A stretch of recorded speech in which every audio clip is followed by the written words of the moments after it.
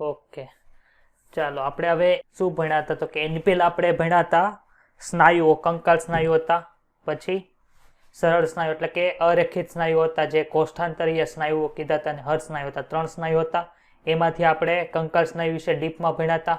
એની અંદર શું હતું? તો કે સ્નાયુ આખું કોના પરથી બને? તો કે સ્નાયુ છે સ્નાયુ જૂથો ભેગા થઈને બનાવે. સ્નાયુ જૂથ છે એ કોણ બનાવે? તો કે સ્નાયુ જૂથ છે એ સ્નાયુ તંતુઓ બનાવે. અને સ્નાયુ તંતુ છે એ કોના દ્વારા બને? તો સ્નાયુ તંતુક દ્વારા બનતું હતું. અને સ્નાયુ તંતુક કોણ બનાવતું? તો કે એક્ટિન અને માયોસિન 2 પ્રોટીન ભેગા થઈને બનાવતા હતા. એટલી વસ્તુ આપણે આમાં ભણ્યા. અને બીજું અક્ષીય કંકાલ વિશે ભણ્યા. તો અક્ષીય કંકાલની અંદર કોનો સમાવેશ થતો? તો કે અક્ષીય કંકાલની અંદર ખોપરીનો સમાવેશ થયો, કરોડ સ્તંભનો સમાવેશ થયો, પાસળીઓનો સમાવેશ થયો, ઉરસ્થિનો સમાવેશ થયો, દ્વિતસ્થિનો સમાવેશ થયો. એ બધું ભેગું કરો એટલે 80 હાડકા થતા. હવે એ 80 હાડકા સિવાયના જે કાંઈ હાડકા બાકી છે એ આપણે આજે ભણવાના છીએ. તો આપણે 2 એવો ભાગ ભણ્યા હતા કે એક તો અક્ષીય કંકાલ હતું ને એક હતું ઉપાંગીય કંકાલ, જેને એપેન્ડિક્યુલર સ્કેલેટલ તરીકે ઓળખવામાં આવે. અક્ષીય કંકાલને શું કહેવાય છે? તો કે એક્ઝિયલ સ્કેલેટન તરીકે ઓળખવામાં આવે છે. તો ઉપાંગીય કંકાલ કેટલા હાડકાઓનું બનેલું છે? તો કે ઉપાંગીય કંકાલ છે આખું તે 126 હાડકાનું બનેલું છે. તો ઉપાંગીય કંકાલમાં કોનો સમાવેશ થાય? તો કે ઉપાંગોની અંદર જે હાડકા આવેલા હોય એનો સમાવેશ ઉપાંગીય કંકાલમાં થાય. તો ઉપાંગો કોને કહેવાય? તો કે આપણા હાથ છે એ અગ્ર ઉપાંગ આવે, પગ છે પશ્વ ઉપાંગ આવે છે.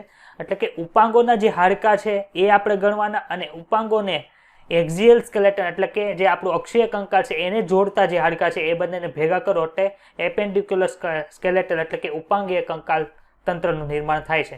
તો આપણે તો મુખ્યત્વે 126 હાડકામાંથી 120 હાડકા તો આમનામ બની જાય. તો કે કઈ રીતે? તો કે 120 હાડકામાં કોનો સમાવેશ થાય? તો કે 30 હાડકા છે તે જમણા હાથના છે, 30 હાડકા છે તે ડાબા હાથના છે, 30 હાડકા છે તે જમણા પગના છે, અને 30 હાડકા છે તે ડાબા પગના છે. એટલે આનો તમે ટોટલ સરવાળો કરો એટલે 120 થાય. તો આપણે એક શું કરવાનું? તો એક ડાબા પગના જે હાડકા હોય એ યાદ રાખી લેશું, અને આપણે જે ડાબા હાથના હાડકા છે એ યાદ રાખો, તો જમણા હાથના હાડકા યાદ રાખશું એટલે ઓટોમેટિક છે તમારે 60 હાડકાના નામ યાદ રાખશો એટલે ટોટલ 120 હાડકાના નામ થઈ જાય. એમાં ટોટલ 60 હાડકાના નામ તો યાદ રાખવાના જ નથી, કેમ કે એમાં 8ની સંખ્યા આવશે, પછી 14ની સંખ્યા આવશે ને એવી રીતે આવશે. એટલે તમને ઓટોમેટિક યાદ રહી જશે. કાંઈ એટલું બધું અઘરું છે નહીં. અઘરું તો ક્યારે થોડુંક બનશે? તો કે જ્યારે તમે MBBS BDSમાં એમાં આવશો, એમાં હાડકાની ઉપર જે ખાડા આવ્યા હોય, હાડકાની ઉપર કંઈ ટેકરા બનેલા હોય, હાડકાની અંદર હોલ હોય, એ બધાને તમારે અલગ અલગ યાદ રાખવાના. આપણે હમણાં એક એવું જોયું હતું ઓસિપિટલ કોન્ડાલ્સ, ઓસિપિટલ ડાયકોન્ડાલ્સ આવ્યા હતા કે ખોપરીની અંદર જે ઓસિપિટલ એટલે કે પશ્વ કપાલી ખંડ હતો, પશ્વ કપાલી ખંડ, એની ઉપર આવી રીતે નીચેની સાઈડ આવા 2 ઉપસેલા ભાગ હતા. એને શું કીધું હતું? તો કે કંદુક તરીકે, ગુજરાતીમાં કંદુક કીધું હતું. જ્યારે મેડિકલ ટર્મિનોલોજીમાં શું આને કીધું? તો કે કોન્ડાલ્સ તરીકે આપણે એને ઓળખા હતા. તો એવી રીતે ત્યારે ડીપમાં આવશે. અત્યારે તો ખાલી આપણે નામ જોવાના છે. તો ઉપાંગીય કંકાલની અંદર કોનો સમાવેશ થાય? તો કે ઉપાંગીય કંકાલની અંદર હાથના અસ્થિ, પગના અસ્થિ, સ્કંધ મેખલા અને નિતંબ મેખલાનો સમાવેશ થાય છે. તો કે હાથના અસ્થિમાં શું હશે? તો કે ડાબા હાથના 30 અસ્થિ છે, જમણા હાથના 30 અસ્થિ છે, એટલે ટોટલ 60 અસ્થિ થઈ ગયા. એવી જ રીતે પગના ડાબા પગના અને જમણા પગના બંનેના ભેગા કરો એટલે 60 અસ્થિ થાય છે. તો એની અંદર કોનો સમાવેશ થાય આપણે જોઈએ. તો કે હાથના અસ્થિઓની અંદર ભુજાસ્થિ, માનો કે આપણે અહીંયા જે બધા અસ્થિઓના નામ લીધા છે એમાં આપણે એક જ હાથના અસ્થિ લખ્યા છે. તો એક હાથના અસ્થિમાં કોનો સમાવેશ થાય? એક તો એમાં આવશે ભુજાસ્થિ, બીજું આવશે અરિયાસ્થિ, ત્રીજું આવશે પ્રકોષ્ઠાસ્થિ, મણિબંધાસ્થિ, પશ્વ મણિબંધાસ્થિ અને અંગુલિયાસ્થિ. એટલા હાડકાનો સમાવેશ થાય. તો ભુજાસ્થિ કોને કહેવાય?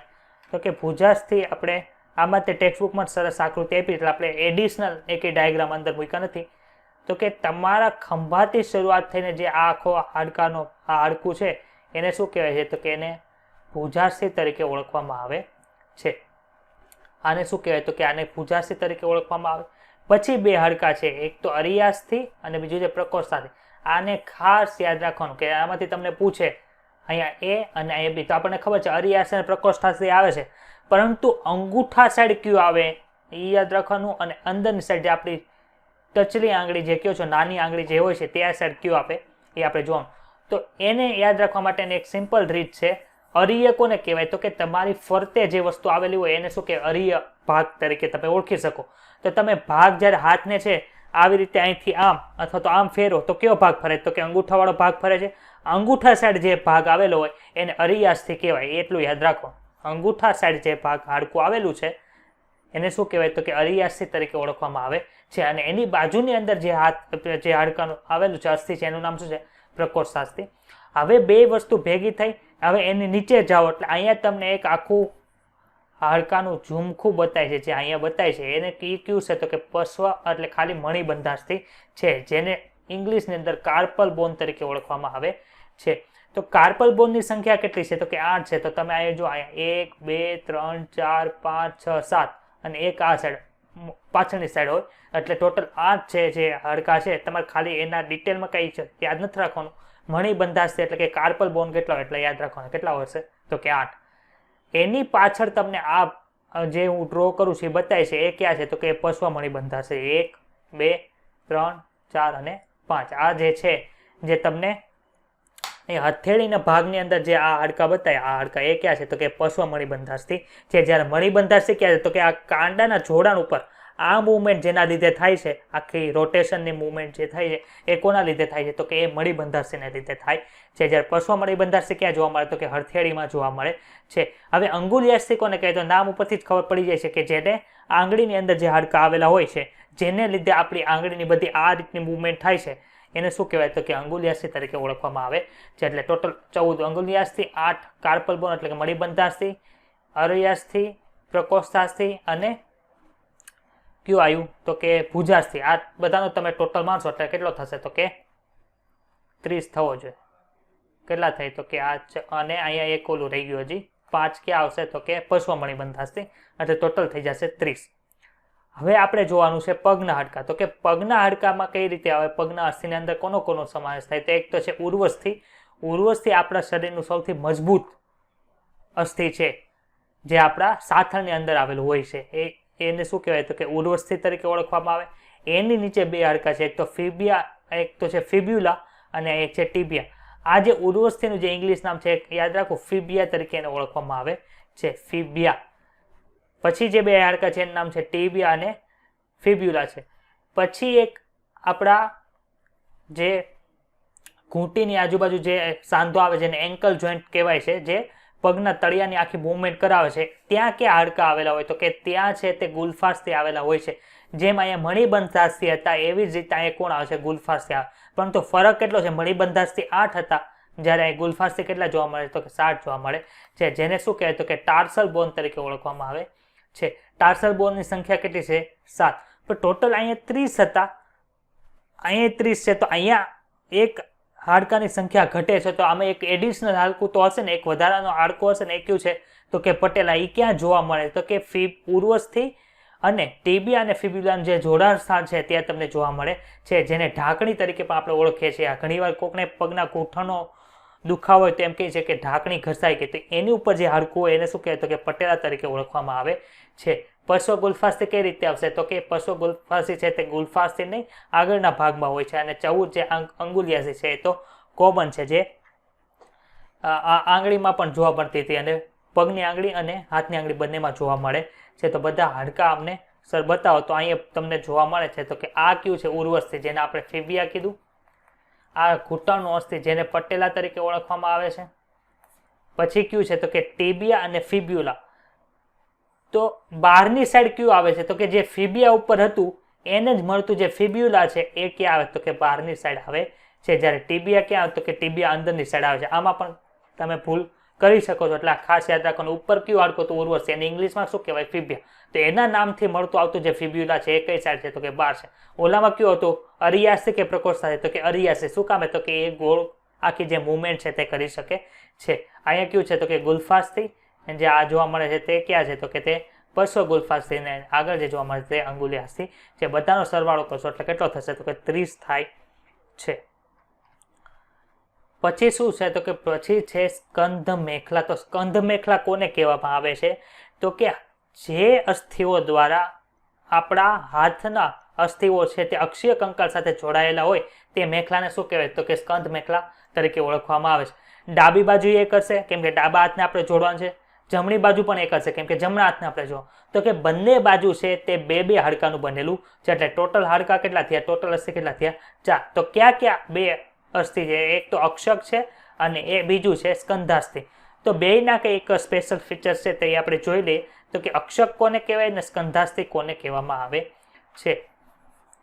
તો આગળની સાઈડ તમને જે આ બે વળાંકવાળું જે અસ્થિ જોવા મળે છે, આ બે વળાંકવાળું અસ્થિ, એને શું કહેવાય તો કે અક્ષક તરીકે ઓળખવામાં આવે છે. અક્ષકનું બીજું નામ છે, ઇંગ્લિશમાં તો એને સ્કેપ્યુલા કહેવાય છે, નહીં સ્કેપ્યુલા ક્લેવિકલ કહેવાય, ક્લેવિકલ તરીકે ઓળખવામાં આવે ને. બીજું એનું નામ છે, આપણે ગમે એ ઘરેણા પહેરીએ, તમે ચેન પહેરો અથવા તો મોટા હાર કરાવીને પહેરો જે સ્ત્રીઓ પહેરતી હોય, એ બધા હાર છે એ બધા કોની ઉપર રહે છે તો કે એ બધા છે તે આ ક્લેવિકલ એટલે કે અક્ષક જે આપણું અસ્થિ છે એની ઉપર એનો આધાર આવે.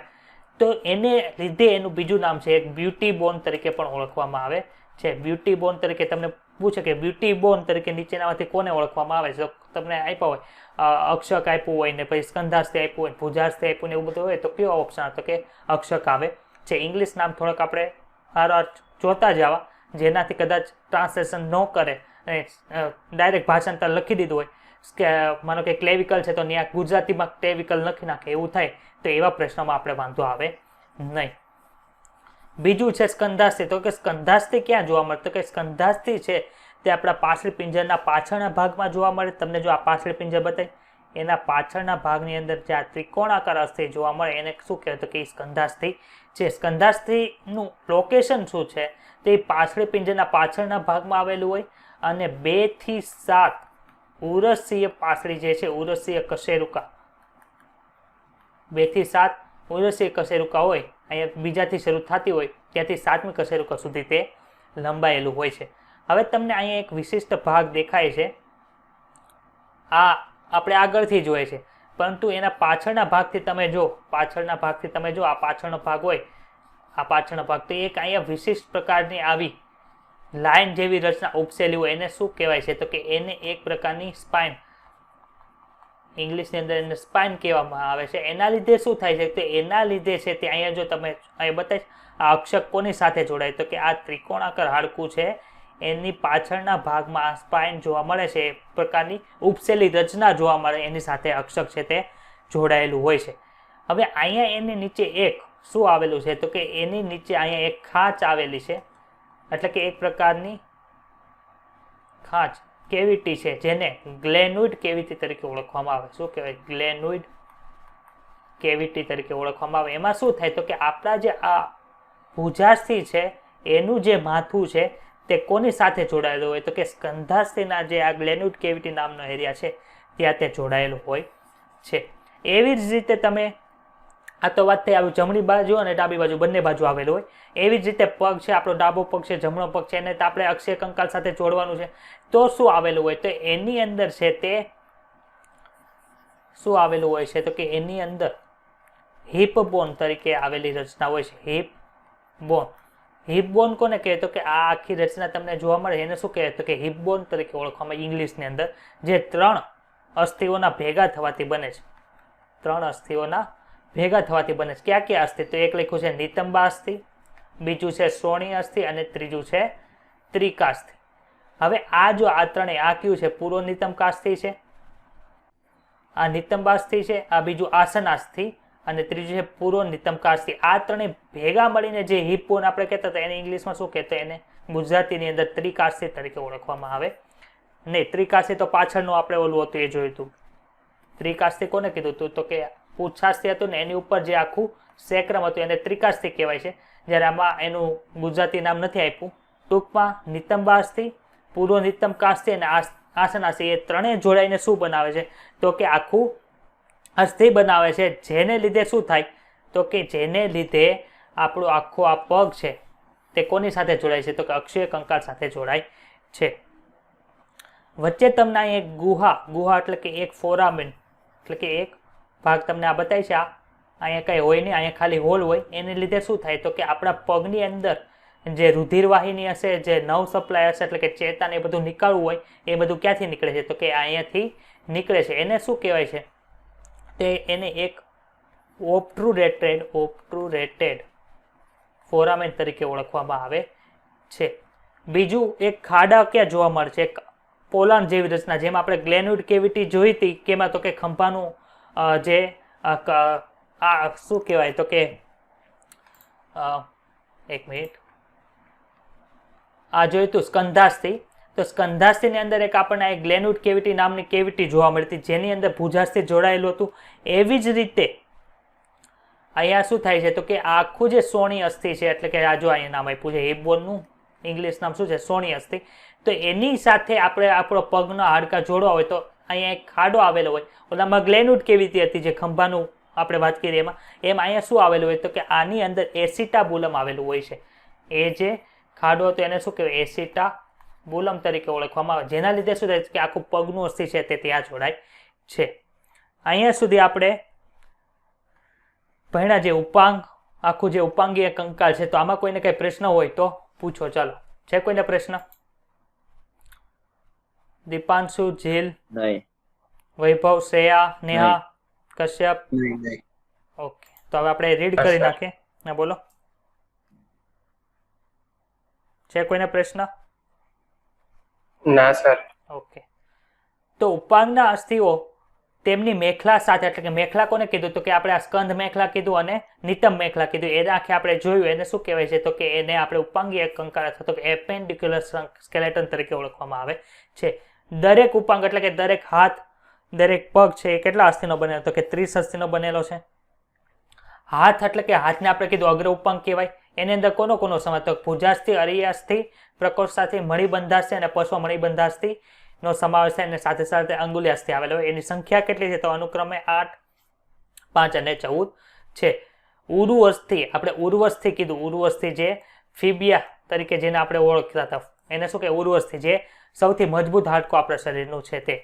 અહીંયા જો લખ્યું જાંઘ અથવા તો સાથળનો અસ્થિ સૌથી લાંબુ અને મજબૂત અસ્થિ છે. પછી ટીબિયા અને ફિબ્યુલા જે એની નીચે આવેલા હોય. પછી ગુલ્ફાસ્થિઓ તરીકે આપણે જોયું તો જે 7ની સંખ્યામાં છે. પશ્વ ગુલ્ફાસ્થિ છે જે 5ની સંખ્યામાં છે. અને અંગુલ્યાસ્થિ જે 14ની સંખ્યામાં હોય છે. એક કપ આકારનું અસ્થિ જેને ઘૂંટણનું અસ્થિ તરીકે, ઘૂંટણનું ઢાંકણ છે તે ક્યાં આવે તો વક્ષ બાજુથી. વક્ષ એટલે આગળનો ભાગ, જે છાતીનો ભાગ છે. એવી રીતે જે પગનો આગળનો ભાગ હોય એ પણ વક્ષ બાજુ જ આવે, એટલે કે વક્ષ બાજુથી ઢાંકણને એટલે ઘૂંટણને ઢાંકે છે. સ્કંધ મેખલા અને નિતંબ મેખલા શું કરે છે તો કે સ્કંધ મેખલા અને નિતંબ મેખલાની અંદર જે અસ્થિઓ આવેલા છે તે અક્ષીય કંકાલ સાથે અનુક્રમે અગ્ર ઉપાંગને કોણ જોડશે તો કે સ્કંધ મેખલા, અને પશ્વ ઉપાંગને કોણ જોડશે તો કે નિતંબ મેખલા જોડે છે. પ્રત્યેક મેખલા છે તે 2 અર્ધ ભાગોની બનેલી છે, એટલે કે 2 ભાગ છે, એક તો જમણો અને એક ડાબો.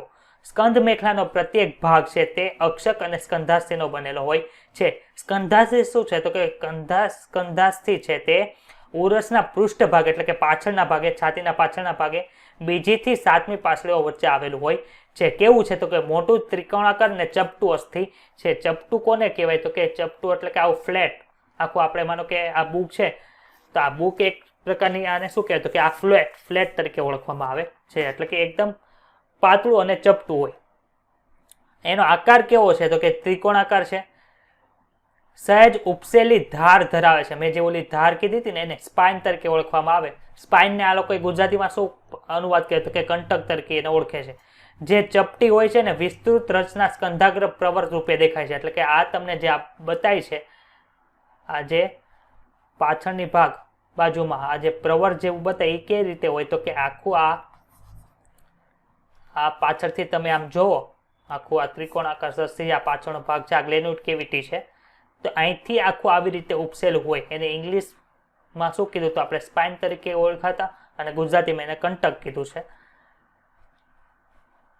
તો એની સાથે શું થતું હતું કે અક્ષક છે એની સાથે જોડાતું હતું. હવે સ્કંધાગ્ર પ્રવર એને ઇંગ્લિશમાં એક્રોમિયન પ્રોસેસ તરીકે ઓળખવામાં આવે છે. એની નીચે એક ખાડો હોય છે, એને શું કહેતો કે સ્કંધ ઉલુખલ કહેવાય છે. ઇંગ્લિશમાં એને ગ્લેનોઇડ કેવિટી તરીકે ઓળખવામાં આવે છે, જે કોના જોડાણ કહેતો કે ભુજાસ્થિના શીર્ષ સાથે ખંભાનો સાંધો બનાવવા માટે જોડાય છે.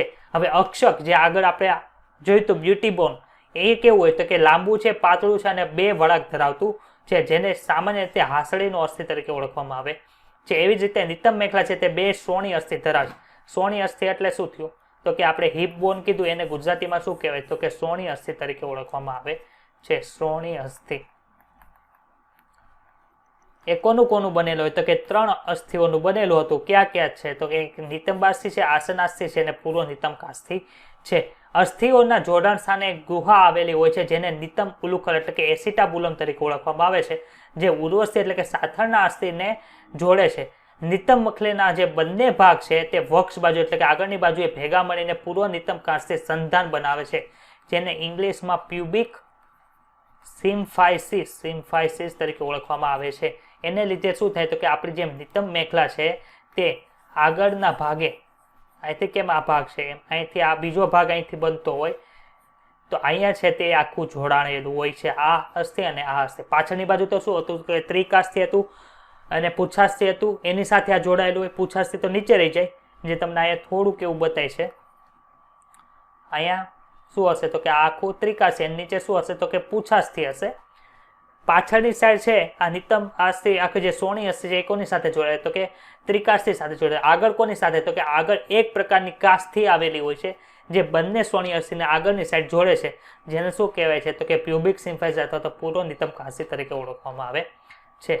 હવે આપણે જોવાનું છે કે આપણા હાડકા છે એ તો કેવા બનેલા છે તો કે એ તો આખા કડક છે, તો એ એકબીજા સાથે હલનચલન કેવી રીતે કરી શકે?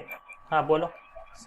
પેલું સ્કંધાગ્ર પ્રવધની વાળું પાછું સમજાવો ને, પેલી બે લીટી છેલ્લી.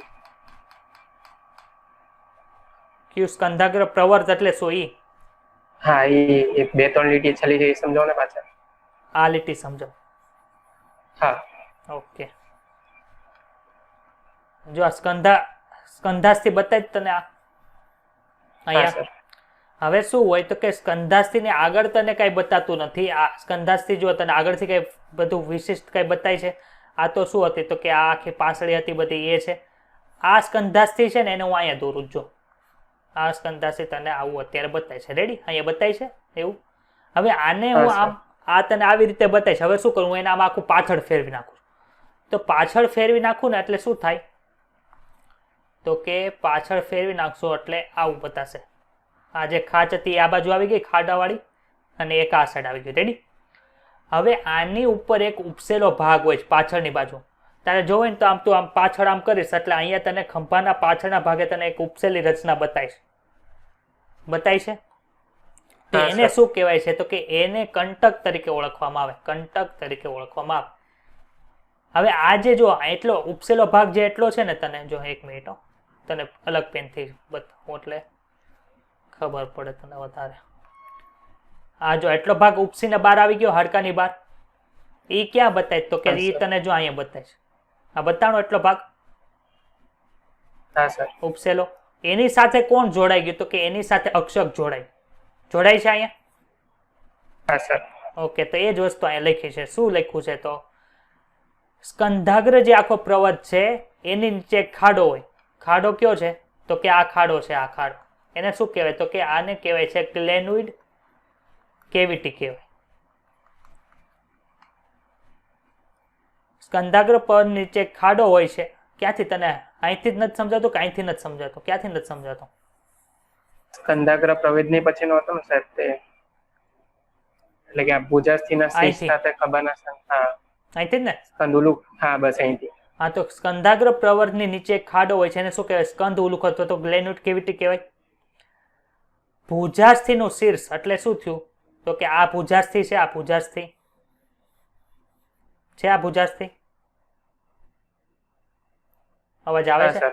હવે એનું શીર્ષ એટલે કેવું હોય તો કે આખું ભુજાસ્થિ છે ને એ આ રીતનું હશે. આમ હશે. અને અહીંયા શું હશે તો કે એના જોડાવા માટે આખું આવી રીતનું એક ગોળા જેવી રચના હોય. એને શું કહેવાય તો કે ભુજાસ્થિનું શીર્ષ કહેવાય. રેડી? હા સર. હવે આ શીર્ષને જોડાઈ શક્યા તો કે આ જે ગ્લેનોઇડ કેવિટીનો આ ખાડો હતો ને ત્યાં એ જોડાઈ જાય છે. ભુજાસ્થિના શીર્ષ સાથે ખંભાનો સાંધો બનાવવા માટે તે જોડાય છે. રેડી? હા સર. અક્ષક શું છે તો કે અક્ષક છે લાંબુ પાતળું અસ્થિ છે જેમાં બે વળાંક આવેલા છે.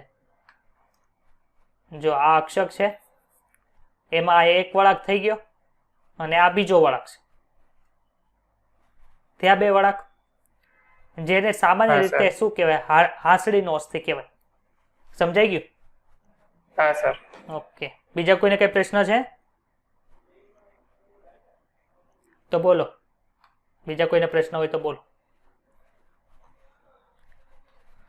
ઓકે, તો હવે આપણે નેક્સ્ટ ટોપિક ઉપર જઈએ છીએ, જેનું નામ છે જોઈન્ટ્સ એટલે કે સાંધા. તો કે આપણા શરીરની અંદર અલગ અલગ હાડકા છે તે અલગ અલગ સાંધાથી જોડાયેલા હોય છે. તો કયા કયા સાંધા આપણા શરીરની અંદર આવે? તો એક તો તંતુમય સાંધા છે, એક કાસ્થિમય સાંધા છે, અને એક સાઇનોવિયલ સાંધા છે. તો કે અલગ અલગ સાંધા છે. શું કામ હશે? તો કે એની અંદર કંઈક અલગ અલગ વસ્તુઓ હશે તો તેને અલગ અલગ નામ આપ્યા હોય. તો પેલું આપણે ભણીએ તંતુમય સાંધા. તો તંતુમય સાંધાની અંદર શું આવે? તો કે તંતુમય સાંધા જ્યાં આવેલા હશે ને ત્યાં કોઈ પણ પ્રકારનું હલનચલન થતું હશે નહીં. તંતુમય સાંધા જ્યાં આવ્યા હશે ત્યાં કોઈ પણ જાતનું હલનચલન થતું હશે નહીં. તો એવું ક્યાં હશે? તો કે આપણે એવું જોયું હતું કે જે મધ્ય કપાલી ખંડ હતા, જે આપણે ગયા લેક્ચરની અંદર જોયું હતું, અગ્ર કપાલી ખંડ, મધ્ય કપાલી ખંડ બે બાજુ હતા, એની નીચે બે શંખક ખંડ હતા, પાછળ પશ્વ કપાલી ખંડ હતો. તો એ એકબીજા સાથે જોડાયેલા કેની રીતે છે? કયા સાંધાની મદદથી જોડાયેલા? તો કે એ બધા છે તે તંતુમય સાંધાની રીતે જોડાયેલા હોય છે. જો એ હલી જાય તો ડાયરેક્ટ કોને ઈજા થાય? તો કે આપણા ભગતને ઈજા થાય. એટલે આપણી આખી ખોપરી છે એના સાંધા છે કોના દ્વારા થયા છે? તો કે તંતુમય સાંધા દ્વારા થયા છે. તે કોઈ પણ જાતનું હલનચલન થવા દેતા નથી. અને એમાં કોણ આવેલું હોય? તો કે તંતુમય સંયોજક પેશીથી. એટલે વચ્ચે તો કંઈક પેશી આવેલી હશે ને જેની મદદથી બે જોડાય છે. તો ત્યાં કઈ પેશી હશે? તો કે તંતુમય સંયોજક પેશી છે તે આવેલી હશે. બીજા છે તે કાસ્થિમય સાંધા છે. કાસ્થિમય સાંધા છે તે તંતુમય સાંધાની સાપેક્ષમાં તમને હલનચલન જોવા દે. તમને હલનચલન કાસ્થિમય સાંધામાં થોડું ઘણું તમને જોવા મળે છે. તો કે ક્યાં આવેલું હોય? તો કે આપણે એવી જોયું હતું ગયા લેક્ચરની અંદર કે બે કશેરુકા હોય. કશેરુકા કઈ ગઈ કશેરુકા? તો કે અહીંયા છે. ક્યાં ગઈ ભાઈ કશેરુકા? હા, જો અહીંયા આ બધા બતાય તમને. જો આખો સાંધો અહીંથી અમે દોરીને બતાવ્યો તો ગયા લેક્ચરમાં. આ તંતુમય સાંધો છે. પછી આ તમને બતાય છે આ આખું આ ભાગ જે બતાય છે અહીંયા, આની વચ્ચે જે સાંધા જો એ પણ ક્યાં હશે? તંતુમય સાંધા હશે.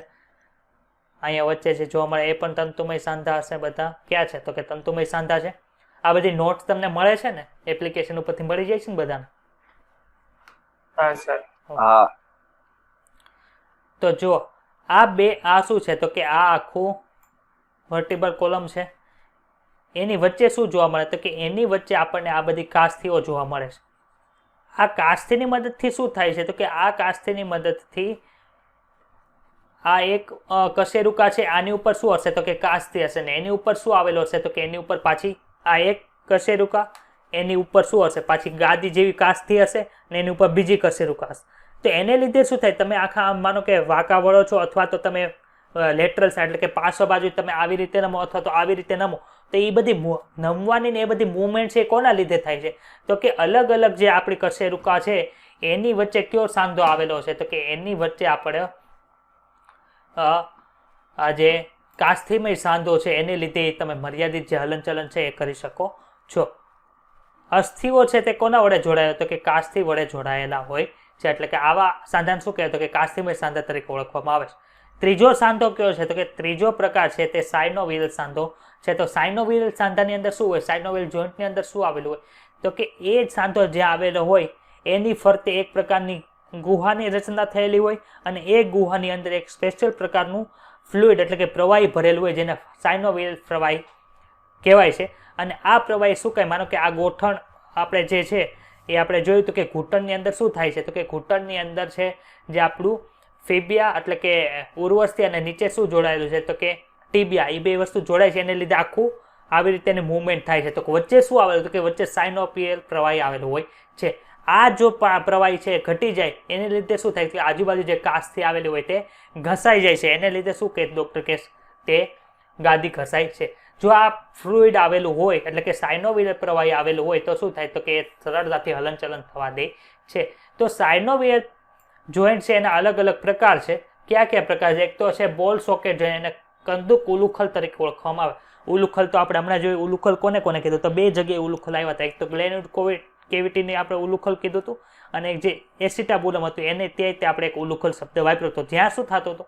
તો કે ઉર્વસ્થિ અને આપણે જે આ ભુજાસ્થિ હતું એનું જે માથું હતું, એનું જે શીર્ષ હતું તે ત્યાં જોડાઈ જતું હતું. તો તે જ્યાં તે જગ્યાએ જે જોઈન્ટ આવેલા હોય છે એને શું કહેવાય છે? તો કે તેને કંદુક ઉલુખલ સાંધો અથવા તો બોલ સોકેટ જોઈન્ટ કહેવાય છે. પણ કહેવાય કયો? સાઇનોવિયલ સાંધો કહેવાય. એની અંદર કયો પેટા પ્રકાર છે? તો કે કંદુક ઉલુખલ તરીકે ઓળખવામાં આવે.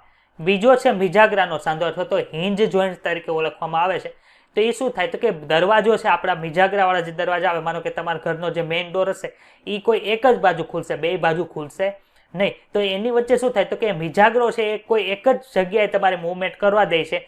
એવી રીતે આ જે સાંધો હશે તે એક જ જગ્યાએ મૂવમેન્ટ થશે. માનો કે તમારો જે કોણીનો સાંધો છે એમાં તમારે એક જ જગ્યાએ મૂવમેન્ટ થાય, અહીંથી આમ થશે. જ્યારે આ કોણી સીધી થઈ જાય પછી આગળ કાંઈ મૂવમેન્ટ થશે નહીં, આ પાછળ ન હોય જાય પાછી, એટલે લિમિટેડ થઈ ગઈ. એટલે એક જ દિશાની અંદર આ ફ્લેક્શન એક્સટેન્શન એક જ દિશાની અંદર તમારું જે મૂવમેન્ટ છે તે થાય. સેમ ટુ સેમ ક્યાં થશે તો કે જે આપણો ઘૂંટણનો સાંધો છે એમાં પણ સેમ ટુ સેમ થશે. ફ્લેક્શન એક્સટેન્શન બે મૂવમેન્ટ થાય, બીજી એકે મૂવમેન્ટ થાય નહીં. ત્રીજું કયું છે તો કે ત્રીજું છે સરકતા સાંધા એટલે કે ગ્લાઇન્ડિંગ જોઈન્ટ. ક્યાં જોવા મળે તો કે મણિબંધારની અંદર જોવા મળે છે. જે તમારા અહીંયા 8 મણિબંધાસ્થી હતા એને લીધે તમારી આ મૂવમેન્ટ થાય છે, આ આખી જે મૂવમેન્ટ થાય છે એ બધું શું થાય તો કે એની અંદર જે હાડકા તે એકબીજા સાથે સરકવા લાગે, એને લીધે શું થાય તો કે આખો જે સાંધો જોવા મળે એને સરકતો સાંધો તરીકે ઓળખવામાં આવે છે. પછી છે વળી શકે એવા સાંધા જેને સેડલ જોઈન્ટ તરીકે ઓળખવામાં આવે, જે સ્પેશિયલ ક્યાં જોવા મળે તો કે અંગૂઠાના જે મણિબંધાસ્થી એટલે કે જે આપણું અંગૂઠાનું જે મણિબંધાસ્થી છે જે અહીંયા હશે તે, અને બીજું શું છે તો કે પશ્વ મણિબંધાસ્થી વચ્ચે જોવા મળે છે. આ અંગૂઠાનું પશ્વ મણિબંધાસ્થી અને નીચે અહીંયા આવ્યા છે મણિબંધાસ્થી, એને લીધે શું થાય તો કે આ આખી મૂવમેન્ટ થાય, આ આખી મૂવમેન્ટ થાય. આ વધારે જે મૂવમેન્ટ થાય તે આંગળીની અંદર વિશેષ પ્રકારમાં જોવા મળતી નથી. એટલે કે વળી શકે એવા સાંધા કોનામાં જોવા મળે તો કે આપણા અંગૂઠાના જે પશ્વ મણિબંધાસ્થી છે અને મણિબંધાસ્થી એમની વચ્ચે જે સાંધા જોવા મળે એને શું કહેવાય છે તો કે સાયનોવિલ સાંધા તરીકે ઓળખવામાં આવે છે. તો આમાં કોઈને કઈ પ્રશ્ન હોય તો બોલો. છે પ્રશ્ન? ઓકે, તો આપણે એનસીઆરટી રીડ કરી નાખીએ. હવેથી લેક્ચરમાં આપણે એવું કરશું, થિયરી છે એ મોટા ભાગની હું ચલાવીશ, હું ઉપરથી એનસીઆરટી હું વાંચીશ, પરંતુ સંપૂર્ણ એનસીઆરટીનું રીડિંગ હવેથી તમારે કરવાનું પડશે. એનાથી મને વધારે ખબર પડશે કે તમને વધારે સમજાય છે કે નથી સમજાતું. કેમ કે આપણે પ્રશ્ન પૂછીએ તો મોટાભાગના કોઈને કંઈ પ્રશ્ન નથી થતા, તો એનો મતલબ એવું હશે કે મને બધું સમજાવતા આવડતું હશે કે બધું તમને ઉપરથી જતું હશે, બે કંઈ થતું હશે. તો એને લીધે આપણે એનસીઆરટી છે એ મોટાભાગનું રીડિંગ તમારા ઉપર કરશું. મોટાભાગની વસ્તુ છે હું નીચે જે નોટ્સ લખું છું એમાં લઈ જ લઈશ. 99% વસ્તુ જે ઉપર થિયરીમાં છે એ નોટ્સની અંદર આવી જ ગઈ હશે. પરંતુ તેમ છતાંય કે બીજા લેક્ચરની અંદર તમે આવો, તમે રીડિંગ કરતા હોય તમને ન સમજાય તો તમે ત્યારે પૂછી શકો છો. રેડી? સાંધાઓ શરીરના અસ્થિના ભાગો સહિતના દરેક પ્રકારના હલનચલન માટે આવશ્યક છે. પ્રચલન રૂપ હલનચલન છે એ આનો અપવાદ નથી. એટલે કે પ્રચલન રૂપ તમે હલનચલન કરો છો એ કોના લીધે થાય તો કે તમે પ્રચલન કરી શકો છો એ સાંધાના લીધે જ થાય છે. બીજી કઈ વિશેષ વસ્તુ આપણા શરીરની અંદર પ્રચલન માટે આવેલી હોતી નથી. સાંધાઓ છે તે કોની વચ્ચે હોય તો કે અસ્થિઓ અથવા તો અસ્થિઓ ઉપરાંત કાસ્થિઓ વચ્ચેના જોડાણ સ્થાન છે. સ્નાયુ દ્વારા ઉત્પન્ન થતા બળનો ઉપયોગ સાંધાઓ દ્વારા હલનચલન કરવા માટે થાય છે. આપણે જોયું હતું કે સ્નાયુ છે એ સંકોચાય છે. અહીંયા માનો કે અમારું બાયસેપ્સ મસલ અહીંયા આવેલું હોય એ સંકોચાય છે, એને લીધે શું થયું, એક બળ જનરેટ થયું. એને લીધે શું થાય તો કે મારો આખો આ ભાગ છે તે આમ આખું જે આ ફ્લેક્શન અનુભવે છે. એટલે કે ટૂંકમાં આખી આ જે મૂવમેન્ટ થાય છે કોના લીધે થાય તો કે સ્નાયુનું જે બળ છે એને લીધે ઉત્પન્ન થયું. પણ આખું મૂવમેન્ટ કોને લીધે થઈ તો કે જે આ કોણીનો સાંધો અહીંયા જોવા મળે છે એને લીધે થાય છે. અહીં જે સાંધાઓ છે તે ઉચ્ચાલનના આધાર બિંદુ તરીકે કામ કરે છે. ઉચ્ચાલનનો આધાર બિંદુ કોને કહેવાય તો કે બીજા પ્રકારનું ઉચ્ચાલન તમે ઘણીવાર ભણતા હોય છો કે આખું આ લીંબુ કાઢવાનું જે હોય આખું આવી રીતે આવેલું હોય છે, અહીંયા તમે લીંબુ મૂકતા હોય તો અહીંયા શું આવે તો કે અહીંયા ઉચ્ચાલનનું આધાર બિંદુ આવેલું હોય. એવી રીતે આપણા જે આખા કાર્ય કરીએ છીએ તો એનો આધાર બિંદુ કયો હશે તો કે એનું આધાર બિંદુ જે છે તે આપણું જે સાંધો છે તે હોય છે. આ સાંધાઓની ગતિ પર જુદા જુદા પરિબળોને અસર કરે છે. સાંધાઓના મુખ્ય 3 બંધારણીય સ્વરૂપોમાં વર્ગીકૃત કરવા છે. કોને તો કે એની સાંધા બનાવવામાં કોનો ઉપયોગ થાય છે એના આધારે 3 ભાગ પડે છે. એક તો છે તંતુમય સાંધા, કાસ્યમય સાંધા, સાંધનોવેલ સાંધા. તંતુમય સાંધાઓમાં કોઈ પણ જાતનું હલનચલન થતું નથી. આ પ્રકારના સાંધાઓ છે ખોપરીના ચપટા અસ્થિઓમાં જોવા મળે છે, જેઓ છેડાના ભાગેથી તંતુમય સંયોજક પેશીની મદદથી ટાંકા એટલે કે સિલાઈના સ્વરૂપમાં જોડાઈને મસ્તક પેટીનું નિર્માણ કરે છે. મસ્તક પેટી કોને કહેવાય તો કે મસ્તક પેટીના આપણે 8 હાડકા જોયા હતા. એમાં શું થાય છે તો કે એની અંદર મગજ છે આપણું સુરક્ષિત રહે છે. બીજું શું છે તો કે અસ્થિમય સાંધાઓ છે તો અસ્થિઓ કાસ્થી વડે જોડાયેલા હોય છે. કરોડસ્તંભમાં પાસેની કશેરુકાઓ છે તે આ રીતે જોડાયેલી હોય છે. મર્યાદિત હલનચલનની છૂટ આપે છે. મર્યાદિત એટલે કે તમે આગળ થોડીક બાજુ નમી શકો, પાછળ છે તો તમે સૂર્ય નમસ્કાર કરતા હો ત્યારે પાછળ જાઓ, પણ હાવ તમે નમી શકતા નથી. સાયનોવિયલ સાંધામાં શું થાય તો કે સાયનોવિયલ સાંધામાં બે અસ્થિના જોડાણ સાથે સાયનોવિયલ ગુહા આવેલી હોય, એની અંદર પ્રવાહી ભરેલો હોય, સાયનોવિયલ પ્રવાહી તરીકે ઓળખવામાં આવે છે. આ પ્રકારની સરળતાથી હલનચલન થવા દે છે. આ સાંધાઓ પ્રચલન અને અન્ય બીજા હલનચલનમાં મદદરૂપ છે. કોણ કોણ છે તો કે કંદુખુલ ઉખલનો સાંધો એટલે કોની વચ્ચે તો કે ભુજાસ્ય અને સ્કંદ મેખલા વચ્ચે છે. મિજાગ્રન સાંધો કોણીનો સાંધો તરીકે છે. ઉખળીનો સાંધો આ એક આપણે રહી ગયું પિવોઇડ જોઈન્ટ. પિવોઇડ જોઈન્ટ કોને કહેવાય તો કે પિવોઇડ જોઈન્ટ છે એ આપણું, માનો કે આપણું જે મોઢું છે તે તમે આમ ડાબી બાજુ જોવો છો અથવા તો જમણી બાજુ જોવો છો, એ બધી તમારી જે આખી ગોળ ફરવાની જે મુવમેન્ટ છે એ જેને લીધે થાય છે એને શું કહેવાય છે તો કે એને ઉખળીનો સાંધો તરીકે ઓળખવામાં આવે છે. બીજું કયું છે તો કે સરકતા સાંધા એટલે કે મણિબંધાસ્થિ વચ્ચે જોવા મળે છે, જ્યારે વળી શકે તેવા સાંધા. એટલે કે અહીંયા શું આપણે કીધું તો કે સેડલ જોઈન્ટ, ને આને કહેવાય તો કે ગ્લાઇન્ડિંગ જોઈન્ટ તરીકે. હવે આમાં ન લખે, ટ્રાન્સલેશન કરતા હોય, ઇંગ્લિશ વર્ઝનમાં પૂછ્યું હોય તો કે અંગૂઠાના મણિબંધાસ્થિ અને પશ્વ મણિબંધાસ્થિ વચ્ચે કયું સાંધો જોવા મળે, તો ત્યાં એવું ન ટ્રાન્સલેશન કરવા બે કે વળી શકે એવા સાંધા, ત્યાં તો એમ જ લખેલું હોય સેડલ જોઈન્ટ, સેડલ સાંધા એવું લખે. તો ખાસ આજે મેં ઇંગ્લિશ પણ લખાવા હોય જ્યાં એ ખાસ યાદ રાખવા, કેમ કે આપણને અહીંયા ગુજરાતી NCERT વાળાએ એવું, આપણે ગુજરાતી ટેક્સ્ટબુક વાળા એવું કરીને આપ્યું છે કે વળી શકે તેવા સાંધા. ઇંગ્લિશમાં આટલું બધું કાંઈ પેપરમાં, નીટના ઓરિજિનલ પેપરમાં આટલું બધું કાંઈ ભાષાંતર કરવા બેસે નહીં. ત્યાં તો એમ જ પૂછે which of the following joint present between the carpal and metacarpal of thumb, એવી રીતે જ પૂછે. ત્યાં કંઈ વિશેષ કંઈ પૂછે નહીં, એટલે ખાસ આ રીતે ધ્યાન આપવું. હવે શું ભણવાનું તો કે સ્નાયુ અને કંકલ તંત્રની અનિયમિતતા, disorder of muscular and skeletal system. તો પેલું છે રોગ છે એનું નામ છે માયન્થિયા ગ્રેવિસ. તો માયન્થિયા ગ્રેવિસની અંદર શું થાય તો આને માયન્થિયા ગ્રેવિસ એક ઓટોનોમિક ડિસઓર્ડર છે, ઓટો ઇમ્યુન ડિસીઝ છે. ઓટો ઇમ્યુન ડિસીઝ કોને કહેવાય તો કે auto immune disease. Auto immune ડિસીઝમાં શું થાય તો કે તમારું આપણું જે રોગ પ્રતિકારક તંત્ર આપણું શરીરનું જે છે એ બીજાને મારવાની જગ્યાએ આપણા શરીરના જે અવયવો છે, આપણા શરીરના કોષો છે એને મારવા માંડે, એવા રોગને શું કહેવાય તો કે ઓટો ઇમ્યુન ડિસીઝ તરીકે ઓળખવામાં આવે છે, જેને ગુજરાતીમાં સ્વરોગ પ્રતિકારક તરીકે ઓળખવામાં આવે છે. હવે માયન્થિયા ગ્રેવિસ છે આપણે શું યાદ રાખવાનું તો કે ઓટોનોમિક ઇમ્યુન ડિસઓર્ડર છે અથવા ડિસીઝ છે. તો અહીંયા તમારે યાદ રાખવાનું કે માયન્થિયામાં શું આવે એ મેં આવ્યું, જ્યારે ગ્રેવિસમાં શું આવે ગ્રેવિસ. તો આમાં પણ એ આવે, તો આમાં એ આવ્યું, આમાં એ આવ્યો. જ્યારે મસ્ક્યુલર ડિસ્ટ્રોફી છે એમાં શું થાય તો કે એ જીનેટિક ડિસઓર્ડર છે.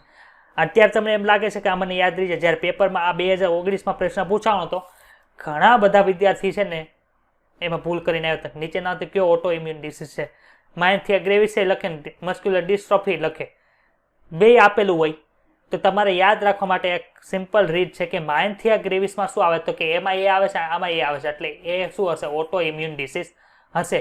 જેની અંદર શું થાય છે તો કે આપણે જે મોટર એન્ડ પ્લેટ જોઈ હતી કે જે ક્યાં આવેલી હતી તો કે જ્યાં એક ચેતા પૂરી થાય અને ત્યાં સ્નાયુઓનું જે ચેતા આપણે સ્નાયુ તંતુ પડ આખું આવેલું હોય, સ્નાયુઓનું જે પડ હતું તે જે કોની જેવું હતું તો કે કોર્સસ પટલ જેવું હતું, ત્યાં જે આખી મોટર એન્ડ પ્લેટ બનતી હતી ત્યાં છે તે અસર કરે છે, સ્વ પ્રતિકારક રોગ છે. એટલે શું થાય તો કે ત્યાં છે તે, માનો કે આ શું છે તો કે આ ચેતા એ પૂરું થાય છે અને આ આખું શું છે તો કે ચેતાક્ષ છે, અને અહીંયા શું આવેલું છે તો કે અહીંયા આખું ચેતા આપણે શું કહેવાય કે સ્નાયુ આખું છે એનું આખું પડ આવેલું હોય. આ આખી જે રચના બનતી હતી એને આપણે કીધું હતું સ્નાયુ, આપણે મોટર એન્ડ પ્લેટ કીધું હતું, મોટર એન્ડ પ્લેટ. હવે શું થાય તો કે જે આપણા જે ઇમ્યુન જે આપણા જે રોગ પ્રતિકારક શક્તિ માટેના જે WBC બધા છે એ ક્યાં એટેક કરશે તો કે એ બધા અહીંયા એટેક કરશે, અને એને લીધે શું થાય આ આખું તૂટશે. એને લીધે શું થાય તો કે થાક લાગે, નબળાઈ લાગે અને કંકાલ સ્નાયુનો પક્ષાઘાત એટલે એ પછી કાર્ય ન કરી શકે. અહીંથી તમે ત્યાં ઓર્ડર મોકલો કે મારો ડાબો હાથ ઊંચો થા, પરંતુ આખું જ જે આપણું આ મોટર એન્ડ પ્લેટ છે એ ત્યાં તોડી નાખ્યું હોય તો પછી ત્યાં કંઈ થાય નહીં. ત્યાં પછી કેલ્શિયમ આયન છે સ્નાયુ રસ ઝાડમાંથી છૂટે નહીં, ને જે એક્ટિન બાઇન્ડિંગ સાઇડ ઉપર જે ઓલું ઢાંકણ આવી ગયું હતું જે અવરોધ ઇનહિબિટર લાગેલો તો એ કાંઈ દૂર થાય નહીં. શું કામે? તો કે અહીંયા તૂટી ગયું છે એને લીધે કાંઈ આગળ જશે નહીં. તો માયન્થિયા ગ્રેવિસ છે એ કેવો રોગ છે? તો કે ઓટો ઇમ્યુન ડિસીઝ છે. ક્યાં અસર કરે? તો કે મોટર એન્ડ પ્લેટ અસર કરે. એને લીધે શું થાય? તો કે તમને થાક લાગે, નબળાઈ આવી જાય અને કંકાળ સ્નાયુનો પક્ષાઘાત પણ થઈ શકે જો વધારે પ્રમાણમાં હોય તો. બીજું શું છે? તો કે મસ્ક્યુલર ડિસ્ટ્રોફી છે. ડિસ્ટ્રોફી કોને કહેવાય? તો કે આપણા શરીરની અંદર કંઈ તૂટફૂટ થઈ હોય એને લીધે શું થાય? તો કે ડિસ્ટ્રોફી આવી એવું કહેવાય. ડિસ્ટ્રોફી એટલે કે કોઈ પણ જાતનું તૂટવાનું ભંગાણનું એવું થાય એને ડિસ્ટ્રોફી તરીકે કહેવાય, જે મોટા ભાગે ચયાપચયની ક્રિયાને લીધે થતું હોય છે. જ્યારે મૃત્યુ આવે છે ત્યારે શું થાય? તો કે ડિસ્ટ્રોફી છે તે મહત્તમ લેવલ જ્યારે થાય ત્યારે શું થાય? માણસ મરી જાય છે. ચયાપચયની જે મોટા ભાગની ક્રિયા થાય એને લીધે શું થાય? ડિસ્ટ્રોફી આવે એટલે આખી ચયાપચયની ક્રિયા જે હતી એ બંધ થઈ જાય છે. મસ્ક્યુલર ડિસ્ટ્રોફી એટલે એને ગુજરાતીમાં એવું કીધું સ્નાયુમય દુર્વિકાર. મોટા ભાગે કેવું છે? જનીનિક ખામીઓને લીધે થાય છે ને એની લીધે શું થાય? તો કે કંકાળ સ્નાયુઓ ધીરે ધીરે અપકર્ષ એટલે શું થાય? તો કે વિઘટન પામતા જાય છે. ટૂંકમાં શું થાય? તો કે એની અંદર વિઘટન પામતા જાય છે. એનો જે ઇંગ્લિશ વર્ડ છે એ આપણે જોઈ લઈએ તો તમને શું વધારે થોડું સમજાશે. નકર આ અપકર્ષ એટલે શું થાય એ જ નહીં સમજાય. એક મિનિટ આપણે હરખું જ ભણી લે એટલે કાંઈ તમને વાંધો આવે નહીં. તો એટલા ભાગની અંદર કોઈને કંઈ ક્વેશ્ચન હોય તો બોલો. છે કોઈને પ્રશ્ન? ના સર. ઓકે. હા, ડીજનરેશન. અપકર્ષનો ઇંગ્લિશ વર્ડ છે ડીજનરેશન. ડીજનરેશન એટલે શું થાય? વિઘટન થાય ટૂંકમાં. તો વિઘટન લખતા હોય તો અપકર્ષ થાય એવું હું કેમ લખીશ? એટલે ટૂંકમાં મસ્ક્યુલર ડિસ્ટ્રોફી એટલે શું થાય? તો કે આપણું જે જનીનિક તંત્ર છે, જે ડીએનએ આવેલું છે આપણા શરીરની અંદર, એની અંદર પહેલેથી જ તે નાનપણથી જ કોઈ જાતની આમાં માનો કે જે આખું કોડિંગ લખેલો હોય એમાં કંઈ ભૂલ હોય એને લીધે શું થાય? આપણે જોયું આખા આપણા સ્નાયુ છે એ શેના બને? એક્ટિન ને માયોસિન પ્રોટીનના બનેલા છે. હવે આની અંદર કંઈ ભૂલ હોય તો શું થાય? એ ભૂલ ક્યાં આવે? મેસેન્જર આરએનએમાં આવશે. મેસેન્જર આરએનએમાંથી રિબોઝોમ ઉપર બનીને શું કરશે? તો કે પ્રોટીન નિર્માણ કરશે. તો પ્રોટીન જ સરખું નહીં બને તો સ્નાયુ સરખું રહેશે ને. એટલે શું થાય? સ્નાયુ આખું વિઘટન પામવા મળે. એટલે એવા જે છે રોગને શું કહેવાય? મસ્ક્યુલર ડિસ્ટ્રોફી તરીકે ઓળખવામાં આવે છે. ત્રીજો રોગ છે એને ટીટેની તરીકે ઓળખવામાં આવે છે. એમાં શું થાય? તો કે કેલ્શિયમનું છે ઓછું પ્રમાણ થવાને લીધે એનું ઝડપી આપોઆપ સ્નાયુઓનું સંકોચન થવા મળે. ઘણીવાર તમને એમ થાય કે તમારો આ છે ને સ્નાયુ આમને જકડાય છે, ઘણીવાર એવું થાય છે. એને શું કહેવાય? તો ટીટેની તરીકે ઓળખવામાં આવે છે. શું કામે થાય છે? તો કે કેલ્શિયમના ઓછા પ્રમાણને લીધે શું થાય? કે સ્નાયુ રસજાળમાંથી કેલ્શિયમ થોડુંક આવ્યું પાછું વહી ગયું. એને લીધે શું થાય? તો કે તમારું જે સ્નાયુ છે એ અનિયમિત સંકોચન પામે રાખે. એને શું કહેવાય? ટીટેની તરીકે ઓળખવામાં આવે છે. જો પછીનું છે આર્થરાઇટિસ. તો આર્થરાઇટિસ કોને કહેવાય? તો કે સાંધાઓનો જે સોજો હોય એને આર્થરાઇટિસ તરીકે ઓળખવામાં આવે. આર્થરાઇટિસ તમારા પગમાં થઈ ગમે તે સાંધાની અંદર થઈ શકે છે. પછી છે ઓસ્ટિયોપોરોસિસ. ઓસ્ટિયોપોરોસિસ એટલે શું થાય? તો કે આપણા જે હાડકા છે એની અંદર જે આખા તંત્ર આવેલું હોય એ પોલું થાય, એ હાડકા છે તે ઓગળવા મળે. એટલે ઓગળવા મળે લીધે શું થાય? તો કે એની અંદર હોલ પડવા મળે. આવી જે વ્યક્તિ હોય જેને ઓસ્ટિયોપોરોસિસ થઈ જાય, ઓસ્ટિયો એટલે શું થાય? ઓસ્ટિયો શબ્દ એટલે અસ્થિ માટે વપરાય ઓસ્ટિયો. અને પોરોસિસ એટલે પોર એટલે કે એમાં છિદ્ર બને. કે અસ્થિની અંદર છિદ્ર બનવાની જે આખી ઘટના છે એટલે રોગ છે એને શું કે ઓસ્ટિયોપોરોસિસ તરીકે ઓળખવા. ઉંમર વધવા સાથે થતો રોગ છે જેમાં શું થાય? તો કે અસ્થિ દ્રવ્ય જે છે ઘટતું જાય. અસ્થિ દ્રવ્ય ઘટતું જાય એટલે એમાં છિદ્ર પડે. એટલે છિદ્રવાળું થઈ જાય એટલે એમાં ફ્રેક્ચર થવાની પણ સંભાવના વધે છે. અસ્થિભંગ થવાની શક્યતા વધે. આવું થવાનું કારણ શું છે? કે ઇસ્ટ્રોજન નામનું જે આપણા અંદર અંતઃસ્ત્રાવ આવે છે એને લીધે એનું પ્રમાણ ઘટી જાય. એને લીધે આવું થવા મળે છે. છેલ્લો રોગ છે ગાઉટ એટલે કે સંધિવા છે. આ તમને બંને ચેપ્ટરની અંદર પૂછી શકે. જે 19મું ચેપ્ટર આપણે ભણ્યા ઉત્સર્જન તંત્ર વાળું એમાં પણ પૂછી શકે, આમાં પણ પૂછી શકે. પણ આમાં તો નીટનું છે એટલે કયા ચેપ્ટરમાંથી પૂછે કંઈ નક્કી ન કહેવાય. શું થાય ગાઉટમાં? તો કે તમારા જે સાંધા છે એમાં યુરિક એસિડના સ્ફટિકો જમા થઈ જાય. એને લીધે ત્યાં સોજો આવે ને સોજો આવવાને લીધે ત્યાં દુખાવો થાય. એટલે કે તમારા જે આંગળીઓના જે સાંધાઓ છે ત્યાં તમને સામાન્ય રીતે આ જે ગાઉટ છે એ થવાની શરૂઆત ક્યાંથી થાય? તો જે તમારા પંજાના પગના અને હાથના પંજાના જે હાડકા છે ત્યાંના જે સાંધાઓ છે ત્યાં થોડું યુરિક એસિડ જમા થતું એને લીધે ત્યાં દુખાવો થાય. એને લીધે આ જે મૂવમેન્ટ તમે કરો છો, આ સંકોચાવાની જે મૂવમેન્ટ કરો છો એને લીધે ત્યાં દુખાવો તમે થાય. તો રિપોર્ટ કરાવી લેવાનો કે તમારે યુરિક એસિડના જે ક્રિસ્ટલ્સ છે બધા એ ત્યાં સાંધામાં જમા થઈ ગયા ને એને લીધે તમારો દુખાવો થાય એને શું કહે ગાઉટ તરીકે ઓળખવામાં આવે છે. તો અહીંયા સુધી કોઈને કંઈ પ્રશ્ન હોય તો બોલો. ચાલો, છે કોઈને પ્રશ્ન? નથી? પાક્કું નથી તો આન્સર આપો. ચાલો.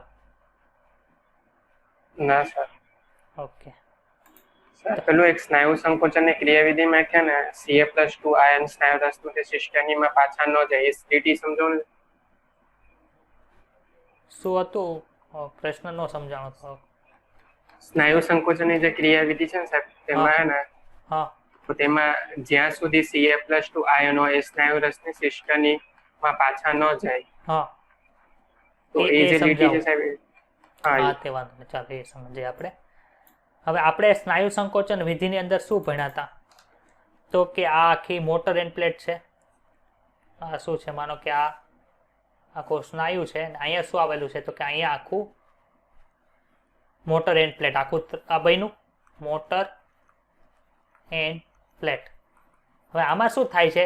તો કે જ્યારે આપણે ઉર્મી વેગ આવે, માનો કે મારે આ હાથને આખો આમ સંકોચાવો છે, તો શું થયું? ડાયરેક્ટ મગજમાંથી ત્યાં ચેતા ગઈ, ચેતાનો ઉર્મી વેગ અહીંયા આવ્યો. અહીંયા ઉર્મી વેગ આવે એટલે અહીંયા શું હશે? તો કે અહીંયા બધી અંતઃકોષ જાળ હોય. આની જે અંતઃકોષ જાળ એને આપણે સ્નાયુરસ જાળ આપ્યું. એમાંથી શું થાય? તો કે કેલ્શિયમ આયન જે છે એ શું થાય? તો કે બહાર આવે. આ કેલ્શિયમ આયન શું કરશે? તો કે આ જે કેલ્શિયમ આયન છે તે એક્ટિન તંતુ ઉપર જે ઇન્હિબિટર આવેલું હોય, ઇન્હિબિટર એની સાથે જોડાઈ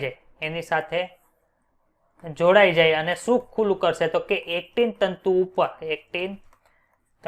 ઉપર માયોસિનને જોડાવા માટેનું સક્રિય સ્થાન છે, સક્રિય સ્થાન એને ઓપન કરશે. એટલું સમજાણું? આ ઓપન થશે એટલે શું થયું? તો કે આ ઓપન કરશે એટલે જે આ એક્ટિન તંતુ હતો આપણો આખો, ને અહીંયા શું હતું? તો અહીંયા આખું માયોસિન તંતુ જોવા મળતું હતું. આખો જે આ માયોસિન તંતુ છે ઉપર સ્નાયુ તંતુનું માટેનું જે જોડાણ છે એ ખુલ્લું થઈ ગયું એટલે આખું આમ ટચ થશે, પછી આમ ખેંચશે એને લીધે સ્નાયુ તંતુ ખંડ આખો શું થયો? અંદર કેન્દ્ર તરફ સંકોચાવા માંડ્યો. એને લીધે આખું સ્નાયુ તંતુ ખંડ સંકોચાઈ જાય ને પરિણામે સંકોચનની ક્રિયા થાય. પરંતુ આ ક્રિયા ક્યાં સુધી શરૂ રહી? જ્યાં લગી સ્નાયુ રસની અંદર કેલ્શિયમ હશે. સ્નાયુ રસની અંદર કોણ હશે? કેલ્શિયમ હશે. રેડી? ને કેલ્શિયમ ક્યાં લગી સ્નાયુ રસની અંદર હશે? જ્યાં લગી આપણા મગજમાંથી ત્યાં ઉર્મી વેગો જ્યાં લગી જતા રહેતા હશે ત્યાં લગી સ્નાયુ રસ ઝાડમાંથી કેલ્શિયમ છે તે સ્નાયુ રસમાં પડ્યો રહેશે. હવે માનો કે એમ છે કે મારે સંકોચન બંધ કરી દેવું એટલે અહીંથી ઉર્મી વેગ જતા બંધ થઈ ગયા. એને લીધે શું થાય? તો કે સ્નાયુ રસની અંદર જે આ કેલ્શિયમ હતો એ ક્યાં વયો ગયો? સ્નાયુ રસ ઝાડમાં વયો ગયો. અને સ્નાયુ રસ ઝાડની અંદર કેલ્શિયમ વયો ગયો એટલે શું થાય? તો કે ઈ કેલ્શિયમ ક્યાંથી ગયો? તો કે અહીંયા જે ઇન્હિબિટર સાથે જે કેલ્શિયમ આયન હતો એ પણ છૂટો થઈ જાય. એને લીધે એ ક્યાં વયો ગયો? સ્નાયુ રસ ઝાડમાં વયો ગયો. એને લીધે આ ઇન્હિબિટર છૂટું પડ્યું ને એ ક્યાં વયો ગયું? તો કે જે એક્ટિન ઉપર જે માયોસિનનું જોડાણ સ્થાન હતું ત્યાં જઈને ઢાંકણું ઢકાઈ ગયું એટલે માયોસિન છે એ હવે ત્યાં જોડાઈ શકે નહીં અને આખી જે આ સંકોચનની ક્રિયા છે તે બંધ થઈ જાય. હવે સમજાઈ ગયું? હા સર. ઓકે. બીજા કોઈને કઈ પ્રશ્ન નથી થતા ભાઈ? દીપાંશુ, જેલ, નેહા, શ્રેયા? નહીં. શું કયો છો?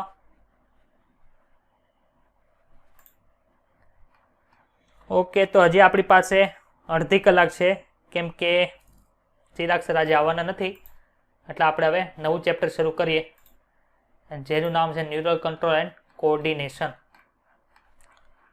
ન્યુરલ કંટ્રોલ અને કોઓર્ડિનેશનમાં શું જોવાનું છે? આપણે એવું ભણ્યા હતા આગળ કે બધી ક્રિયા છે ને એક સાથે સંકળાયેલી છે.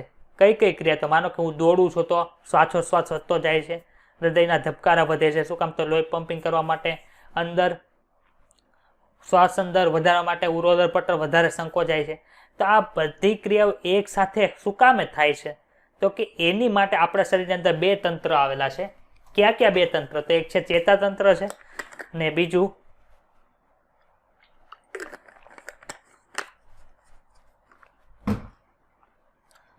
અંતઃસ્રાવી તંત્ર છે. એ બંને ભેગા મળીને આપણા આખા શરીરની અંદર જેટલી પણ ક્રિયાવિધિ થાય છે ને એ બધાનું નિયમન કરે છે. પછી હાથને સંકોચવાની હોય કે પછી મારા આંખના પલકારાની હોય, કે પછી હું અત્યારે તમને ભણાવું છું તો મારા હાથની મૂવમેન્ટની હોય. બધી વસ્તુની ક્રિયા છે એ કોના દ્વારા નિયંત્રિત થાય? તો કે ચેતાતંત્ર અને અંતઃસ્ત્રાવી તંત્ર દ્વારા થાય છે. તો આ ચેપ્ટરની અંદર આપણે ચેતાતંત્રની અંદર શું રોલ છે એ ભણવાના. આગળના ચેપ્ટરની અંદર આપણે અંતઃસ્ત્રાવનો શું રોલ છે એ ભણવાના છે. તો આ ચેપ્ટરની અંદર આપણે શું ભણશું? તો કે આ ચેપ્ટરની અંદર આપણે એ વસ્તુ ભણશું કે ચેતાતંત્રની અંદર કોનો સમાવેશ થાય, એનો ક્રિયાત્મક એકમ શું છે, પછી ક્રિયાત્મક એકમ ભેગા થઈને શેની રચના કરે છે. મને કોક અહીંયા ટચ કરે તો મને કઈ રીતે ખબર પડે કોક મને ટચ કરે છે? તેની માટે જે ઉર્મિવેગનું ત્યાંથી સક્રિય શું કે ત્યાંથી ઉર્મિવેગ જનરેટ થયો એ મારા મગજ સુધી કઈ રીતે પહોંચશે એ ભણવાના છે. પછી કોઈ વસ્તુ ગરમ વસ્તુ છે એને તમે અડી જાઓ અજાણતા, તરત તમારો હાથ છે આમ ખેંચાઈ જાય છે, એ શું કામે થાય છે એ આ ચેપ્ટરમાં ભણશું. પછી આપણી આંખ છે એ આખું જોવાનું કામ કરે છે, આપણને બધી માહિતી આપે છે, તો એ કઈ રીતે કામ કરે છે એ જોશું. કાન છે સાંભળવાનું કામ કરે તો એ કઈ રીતે કામ કરે છે એ જોવાના છે. જીભ છે એ કઈ રીતે જીભ છે એની અંદર શું આવેલું છે, આપણે સ્વાદ કઈ રીતે પારખી શકીએ, આપણને જે સુગંધ આવે છે કે દુર્ગંધી કઈ રીતે ખબર પડે, એ બધું આપણે ડિટેલમાં આ ચેપ્ટરની અંદર ભણવાના છીએ. તો ટૂંકમાં જે ઉપરની જે કંઈ માહિતી છે એ આપણે અત્યારે લઈએ, કેમ કે આજે આ ચેપ્ટર ઘણું આગળ લઈ જવું હતું, પણ ડિટેલમાં ઓલું ચેપ્ટર થોડુંક ભણ્યા અત્યારે, એટલે ટાઈમ વધારે રહ્યો નથી, એટલે આપણે ઉપરથી આ ચેપ્ટર અત્યારે ભણી. તો શું તમે જાણો છો કે આપણા શરીરના જે અંગો છે ને અંગતંત્રોનું કાર્યની સમસ્થિતિ જાણવા માટે કોણ મદદરૂપ થાય છે? તો એ બધું કરવા માટે સહનિયમન જરૂર છે. એટલે કે એક ક્રિયા છે એ બીજી ક્રિયા સાથે સંકળાયેલી હોય ને એનું બધાનું નિયમન એક સાથે થવું જોઈએ. સહનિયમન એક પ્રક્રિયા છે જેના દ્વારા બે અથવા વધુ અંગો એકબીજા સાથે આંતરક્રિયા અથવા તો પૂરક કાર્ય કરે. જ્યારે આપણે દોડીએ છીએ ત્યારે શું થયું? શ્વાસોશ્વાસ વધ્યો અને હૃદયના ધબકારા પણ વધ્યા, બંને એક સાથે થાય. અમારો કે તમે દોડતા હોય શ્વાસોશ્વાસ અત્યારે વધી જાય અને 5 મિનિટ પછી હૃદયના ધબકારા વધવાનું શરૂ થાય, તો એ કંઈ કામનું નથી. પણ બે આંતરક્રિયાઓ એકબીજા સાથે એક સાથે થાય છે, ટૂંકમાં એમ કહેવા માંગે છે. અહીંયા એ જ લખ્યું છે કે જ્યારે આપણે કસરત કરીએ છીએ ત્યારે વધતી સ્નાયુ ક્રિયાવિધિને જાળવવા માટે શક્તિની જરૂરિયાત શું થાય? તો કે શક્તિની જરૂરિયાત વધે છે. ઓક્સિજનના પુરવઠાની આવશ્યકતામાં પણ વધારો થાય. ઓક્સિજનની વધતી જરૂરિયાત માટે શ્વસન દર, હૃદયના ધબકારા અને રુધિરવાહિનીઓ દ્વારા રુધિર પ્રવાહમાં શું થાય? વધારો થાય છે. જ્યારે શારીરિક કસરત બંધ કરીએ છીએ ત્યારે ચેતાઓ જે છે તે અહીંયા છે ને શું મૂક્યું છે, એ લોકો અલ્પવિરામ મૂક્યું છે, અલ્પવિરામ કાઢી નાખજો. ચેતાઓ છે તે શું કરે? તો કે ફેફસા, હૃદય અને મૂત્રપિંડની જે ક્રિયાઓ છે સમયાંતરે તેની સામાન્ય સ્થિતિમાં પરત લાવે છે. તેથી શારીરિક કસરત દરમિયાન સ્નાયુઓ, ફેફસા, હૃદય, રુધિરવાહી, મૂત્રપિંડ અને અન્ય અંગોમાં કાર્યનું સહનિયમન થાય છે. આપણા શરીરમાં ચેતાતંત્ર અને અંતઃસ્ત્રાવી તંત્ર બંને મળીને અંગોની ક્રિયાવિધિનું સહનિયમન અને સંકલન કરે છે. તેથી તેઓ સંકલિત સ્વરૂપમાં એટલે કે એક સાથે કાર્ય કરે છે. આપણી કોઈ પણ ક્રિયા છે એને કેવી સફળ બનાવે છે. ચેતાતંત્ર એવી આયોજિત વ્યવસ્થા પૂરી પાડે. હવે તમને એ કહે છે કે ચેતાતંત્રનો શું ફાળો છે અને અંતઃસ્ત્રાવી તંત્રનો શું ફાળો છે, એ તમને અહીં કહે છે. તો ચેતાતંત્ર શું કરે? તો કે ચેતાતંત્ર છે એ આયોજિત વ્યવસ્થા પૂરી પાડે છે. માનો કે તમારે આખું બહુ મોટું ફંક્શન હોય, એમાં તમે બધે લાઇટ ને સાઉન્ડ ને બધું ગોઠવું હોય, તો એ બધું વગાડવા હાટું અને લાઇટ ને બધું શરૂ કરવા હાટું ત્યાં કંઈક વાયરિંગ તો જોઈએ ને. તો આપણા શરીરનું એવું વાયરિંગ છે એ કોણ પૂરું પાડે? તો કે આપણા શરીરનું એવું વાયરિંગ છે તે ચેતાતંત્ર પૂરું પાડે છે. તે ત્વરિત સહનિયમન, તો અચાનક માનો કે હું બોલું છું ત્યારે સાથે સાથે હું લખું છું અને આંખ છે એ બધું કેવું સ્પીડમાં થાય, કે એવું નથી કે મેં વિચાર્યું મારે આંખ પલકારવી છે અથવા તો એ ઓટોમેટિક મારે લખવું છે તો 1 કલાક પછી લખવાનું શરૂ થાય, એવું ને ઇન્સ્ટન્ટ થાય છે. એ કોના દ્વારા થાય છે? ત્વરિત છે એ આખું ત્વરિત કાર્ય છે કોના લીધે થાય? તો કે ત્વરિત કાર્ય છે ચેતાતંત્રના લીધે થાય છે.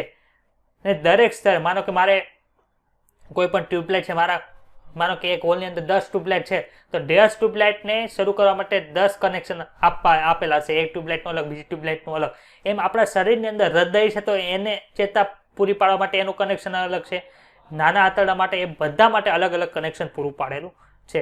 અંતઃસ્ત્રાવી તંત્ર શું કહે? તો કે અંતઃસ્ત્રાવી તંત્ર છે અંતઃસ્ત્રાવો દ્વારા રાસાયણિક સંકલન પૂરું પાડે છે.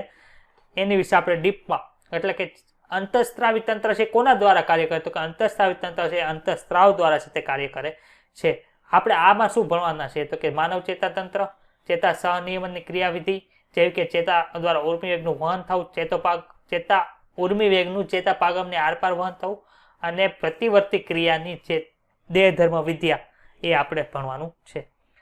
તો આપણે ચેતાતંત્ર છે એનું ક્રિયાત્મક એકમ અને રચનાત્મક એકમ એટલે કે આખું ચેતાતંત્ર બનાવનાર એકમ, અને ચેતાતંત્ર જેના લીધે કામ કરે છે એ કોના લીધે કામ કરે છે તો કે એ બધા ચેતાકોષોને લીધે કાર્ય કરે છે. તો ચેતાકોષ કેવો દેખાય ટિપિકલ એટલે કે લાક્ષણિક જે ચેતાકોષ છે કેવો બતાય તે અત્યારે તમને સ્ક્રીન ઉપર બતાય છે, જેની અંદર બે રચના મુખ્ય છે, એક તો છે કોષકાય અને બીજું છે ચેતાક્ષ. એ બંને વસ્તુઓ ભેગા મળીને એક ચેતાકોષની રચના કરે છે. કોની રચના કરે તો કે ચેતાકોષની રચના કરે છે.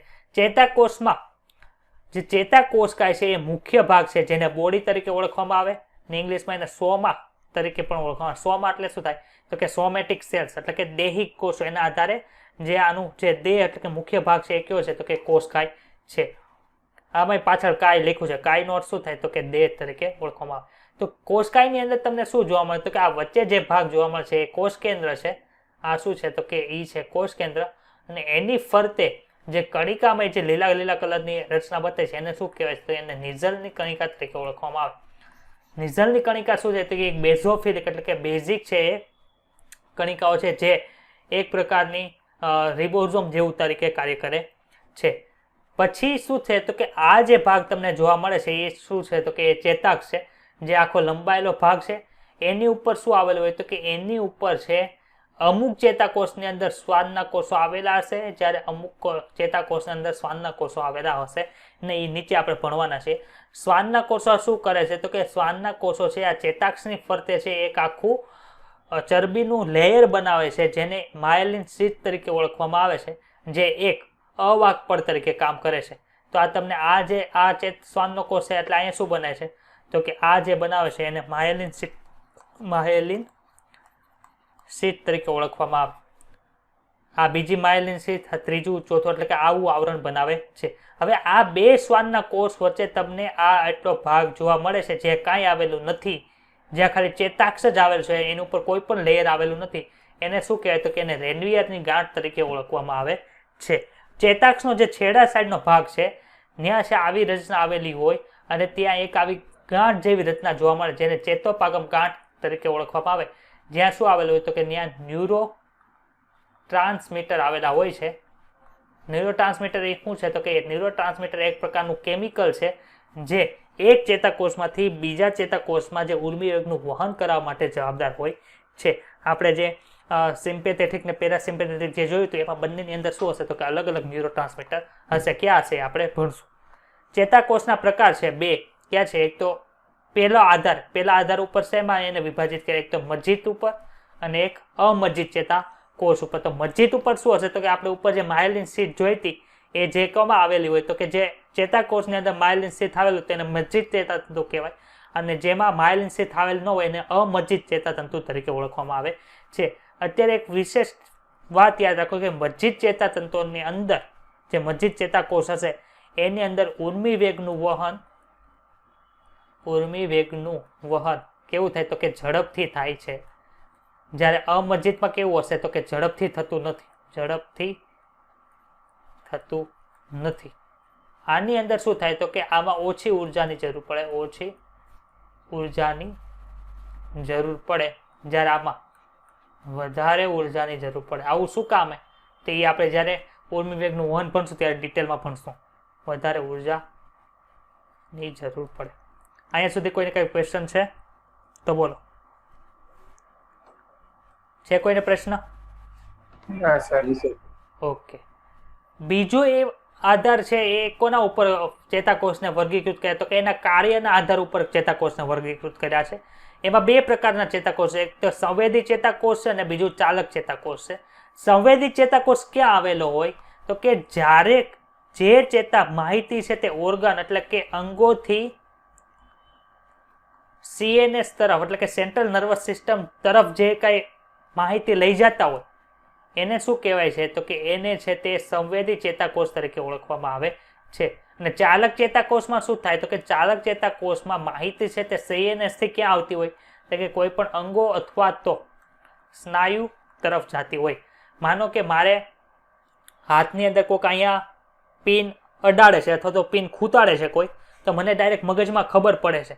તે કોના રીતે ખબર પડે તો CNS એટલે કે મને ટૂંકમાં ખબર પડે છે. કોના લીધે ખબર પડે છે કે મને કોઈક પિન ખૂતાડે છે તો એ સંવેદી ચેતાકોષને લીધે થાય. પરંતુ હું તરત ત્યાંથી હાથ હટાવી લઉં છું. એ કોના લીધે થાય? તો કે એ કોના દ્વારા થાય? તો કે ચાલક ચેતાકોષ દ્વારા થાય છે. બંનેની અંદર ફરક શું હોય? તો કે અહીંયા જે જોવા મળે છે, અહીંયા શું છે? તો કે આપણા કોષકાય જે છે એની ઉપરથી આવી પ્રવધમય રચના જોવા મળે, એને શિખાતંતુ તરીકે ઓળખવામાં આવે છે.